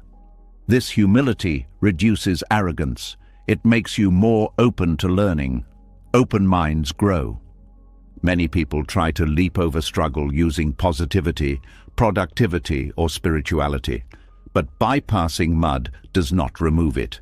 It only delays encounter. Delayed encounters are often more painful. Struggle asks you to stay, to feel, to listen. These are not passive acts. They require courage not to escape discomfort prematurely. When you stop apologizing for your mud, you stop explaining yourself. You stop justifying why things are hard. You accept the season you are in. Acceptance brings relief. Struggle also clarifies values. When things are easy, values remain theoretical. When things are hard, you see what truly matters. Choices become clearer. The mud also protects growth. Fragile beginnings cannot survive exposure. Difficulty shields development from premature display. This protection allows authenticity to form. There is also creativity born from struggle. When familiar paths are blocked, new ways emerge. Necessity sharpens ingenuity. Without constraint, creativity often remains shallow. Struggle teaches endurance, not endurance as suffering, but endurance as continuity. You learn how to keep going without losing yourself. This skill is essential for long-term growth. Reframing struggle also changes how you relate to your past. Instead of regretting difficult chapters, you begin to understand them. Understanding replaces resentment. The mud holds nutrients. Pain carries information. When you extract meaning rather than flee discomfort, insight grows. Insight is nourishment. Struggle also reveals attachment. You see what you are clinging to when it is threatened. This seeing allows release. Release brings freedom. When you accept struggle as context, you stop rushing healing. You respect timing. Healing unfolds organically when not forced. There is also a shift in self-talk. You stop asking why me and start asking what is being shaped here. This question opens rather than closes. Struggle makes compassion credible. Without lived difficulty, compassion remains an idea. With difficulty, it becomes embodied. The lotus does not bloom by rejecting the mud, it uses it. Similarly, you do not grow by erasing struggle, you grow by relating to it wisely. Reframing struggle reduces fear of future difficulty. You trust that if hardship arises, it will shape rather than destroy you. This trust reduces anxiety. There is also dignity in struggle, not romanticizing pain but honoring effort within it. You acknowledge your resilience without glorifying suffering. Struggle teaches patience with imperfection. You realize that growth is uneven. This patience softens self-criticism. When struggle is seen as context, not flaw, identity shifts. You are not broken, you are becoming. This reframing also changes success. Success is no longer absence of struggle, it is presence within it. The mud also grounds you. It keeps you connected to reality. Idealized paths often lead to disillusionment. Real paths include difficulty. Struggle reminds you that wisdom is lived, not imagined. It is earned through engagement. When you stop apologizing for your mud, you stop hiding. You bring your whole self forward. This wholeness is powerful. There is also relief here. You no longer carry the extra burden of shame. Difficulty is enough without judgment added. Reframing struggle allows gratitude to emerge. Not gratitude for pain, but gratitude for what pain has revealed. The lotus blooms not in spite of where it grew, but because of it. It does not reject its origin, it integrates it. In the same way, your clarity, your compassion, your depth are not accidents. They are shaped by where you have been. When you understand this, the path changes tone. It becomes less about correcting mistakes and more about honoring process. Struggle stops being evidence against you. It becomes evidence of engagement. And in that understanding, you stand taller, not because the mud is gone, but because you no longer believe it disqualifies you. You do not apologize for the conditions that shaped you. You grow from them. And like the lotus, you rise without denying where your roots are planted. When you stop apologizing for the mud and accept struggle as part of the terrain, another quiet discomfort often remains. Even with acceptance, even with patience, even with trust. There is still confusion. Direction is not clear. Answers do not arrive. You may be doing everything right and still feel lost. This is the moment where many people turn back, not because the path is wrong, but because they believe certainty should come before movement. Feeling lost is usually treated as a warning sign, as proof that something is off course. The mind believes that correct direction should feel confident, clear, and reassuring. But in lived experience, this is rarely true. Often the most honest movement forward happens while clarity lags behind. Confusion does not mean you are failing. It means the old maps no longer work, and new ones have not yet formed.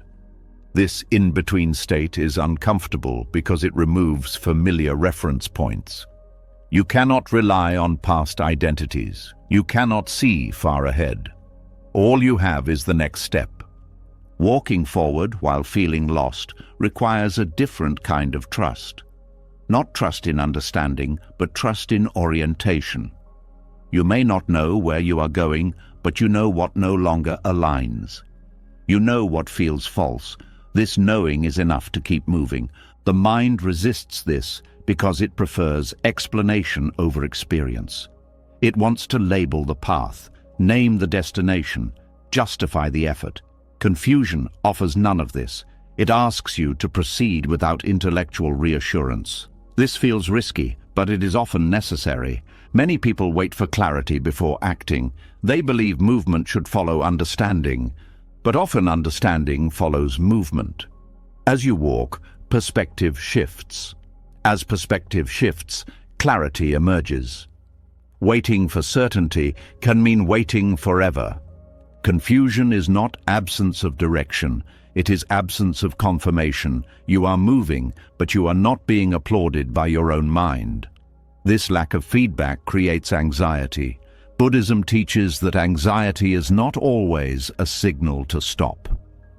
Sometimes it is a signal that you are learning to walk without crutches. Walking while lost also humbles the ego. The ego wants to know. It wants to appear competent. Confusion strips that away. You are forced to admit uncertainty. This admission softens rigidity. Softness allows learning. There is also honesty here. You are no longer pretending to understand more than you do. You engage with life as it is, not as you wish it to be. This honesty aligns you with reality. Feeling lost often arises when deeper values are forming. Old motivations fall away, new ones are not yet articulate. You feel disoriented because your internal compass is recalibrating. This recalibration cannot be rushed. Walking forward in this state teaches discernment. You learn to differentiate between confusion that signals danger and confusion that signals growth. The former feels panicked and contracted. The latter feels uncertain but alive. Confusion can coexist with correct direction because direction is not always cognitive. Sometimes it is ethical, sometimes it is relational, sometimes it is simply the choice to continue with integrity rather than retreat into what is familiar. There is also patience learned here. You stop demanding immediate understanding. You allow insight to arrive on its own schedule. This patience reduces inner pressure. Walking while lost also strengthens resilience. You learn that not knowing does not paralyze you. You can continue anyway. This ability becomes invaluable during future uncertainty. The mind often equates being lost with being wrong, but many transformative journeys begin with disorientation. When familiar landmarks disappear, you are forced to rely on awareness rather than habit. Confusion also creates openness. Without fixed ideas, you are receptive. You notice unexpected signs. You listen more deeply. This receptivity invites guidance that certainty would block. Walking forward without clarity also changes how you relate to fear. Fear loses its authority to stop you. You learn to carry fear while moving gently. This skill builds confidence. There is also freedom here. You are no longer bound by rigid plans. You respond to what arises. This responsiveness keeps you aligned with reality. Confusion teaches you to value direction over destination. You focus on the quality of your steps rather than the end point. This focus improves how you walk. Walking while lost also reveals how much of life is navigated this way. Few things are fully understood in advance. Accepting this reduces frustration. There is also compassion for yourself here. You stop demanding clarity as a prerequisite for worth. You allow yourself to be human. Confusion often arises when you are leaving something behind. Old identities dissolve before new ones form. This dissolution feels like being lost, but it is also being freed. Walking forward while lost requires attention to small signals. What feels slightly more honest? What feels slightly less heavy? These subtle cues guide you. There is also trust in process. You believe that meaning will emerge through engagement rather than analysis alone. This belief supports movement. Confusion can coexist with correct direction because direction is often felt before it is understood. You sense alignment even when you cannot explain it. The mind resists this because it prefers certainty, but certainty can be misleading. Many wrong paths feel certain. Many right paths feel confusing. Walking forward while lost also dissolves perfectionism. You stop waiting to feel ready. You begin where you are. This beginning creates momentum. There is also humility here. You accept that you are learning. Learning requires uncertainty. Without uncertainty, growth stagnates. Confusion invites questions, not questions demanding answers, but questions that open awareness. These questions deepen insight. Walking without clarity also trains presence. You cannot rely on autopilot. You must pay attention. This attention sharpens perception. There is also courage required. You move without guarantees. This courage is quiet but powerful. Confusion also reduces attachment to outcome. You are less invested in how things turn out because you cannot predict them. This reduces anxiety. Walking forward while feeling lost teaches you that direction is not always visible. Sometimes it is only felt after distance is traveled. Over time, you may look back and realize that what felt like wandering was actually learning terrain. You were gathering experience, not wasting time. Confusion also builds tolerance for ambiguity. Life is ambiguous. Resisting this creates suffering. Accepting it creates ease. Walking while lost allows you to meet life freshly. Without assumptions, you see what is actually there. This seeing is valuable. There is also faith here. Not faith that you know where you are going, but faith that you can respond wisely as you go. Confusion does not disqualify you from progress. It often accompanies it. When you stop treating being lost as failure, you stop panicking. You move more gently. This gentleness keeps you aligned. Walking forward while lost also teaches surrender. You release the need to control understanding. You allow insight to unfold. There is also strength here. You are not waiting for certainty to live. You are living now. Confusion becomes less threatening over time. You recognize it as a companion on the path rather than an enemy. Eventually, clarity does emerge, not all at once, gradually, often quietly. And when it does, you realize it could not have arrived sooner. It needed the walking, it needed the uncertainty, it needed the humility. You were not lost in the way you feared. You were learning how to move without a map, and that learning becomes one of your greatest strengths.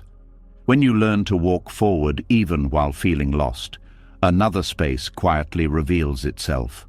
A space that feels suspended. You have acted, you have chosen, you have planted something, but nothing has answered yet. No results, no confirmation, just waiting. This pause is uncomfortable because it does not belong to effort or outcome. It belongs to neither past nor future. And yet, this is where much of life actually happens. There is a deep unease in the gap between cause and effect. You do something meaningful and expect a response. When none comes, the mind fills the silence with doubt. Did it work? Did it matter? Did I choose wrong? This questioning is natural, but it often turns the pause into suffering. Buddhism invites a different relationship with this space. It calls it sacred. The pause exists because life does not respond instantly. Causes move through layers of conditions before effects appear. These layers are complex and mostly invisible. The mind struggles with invisibility. It wants feedback. It wants reassurance. When reassurance is delayed, anxiety grows. The sacred pause asks you to stay without reaching forward, to remain present without demanding resolution. This is difficult because the mind believes peace should arrive after results, not before them. But waiting for outcomes to feel settled keeps you restless. Living peacefully in the gap requires trust not in results, but in process. You trust that causes are moving even when effects are silent. This trust is quiet. It does not eliminate uncertainty. It allows uncertainty to exist without panic. The pause reveals how attached you are to outcome. When nothing happens, attachment becomes obvious. You feel tension, impatience, fear. This is not failure, it is information. The pause shows you where clinging lives. There is also vulnerability here. Without outcome, identity feels unstable. You are no longer someone who succeeded or failed. You are someone who acted and is now waiting. This undefined state is uncomfortable, but it is also freeing. You are not yet boxed into a story. The gap between cause and effect is where integration happens. Actions need time to settle into the system. Lessons need time to mature. Without pause, nothing integrates. Everything remains superficial. The mind often treats the pause as wasted time. But pause is not absence, it is incubation. Just as seeds rest underground before sprouting, intentions rest before manifesting. Living peacefully in this gap requires patience that is active, not passive. Active patience means staying engaged with life without constantly checking for results. You continue caring, you continue showing up, you simply stop demanding immediate answers. The pause also teaches restraint. You resist the urge to interfere prematurely. You do not dig up the seed to see if it is growing. This restraint protects fragile beginnings. There is also humility learned here. You accept that you cannot control timing. This humility softens frustration. It aligns you with reality rather than fighting it. The sacred pause challenges the belief that worth is tied to outcome. You learn to value intention and effort without confirmation.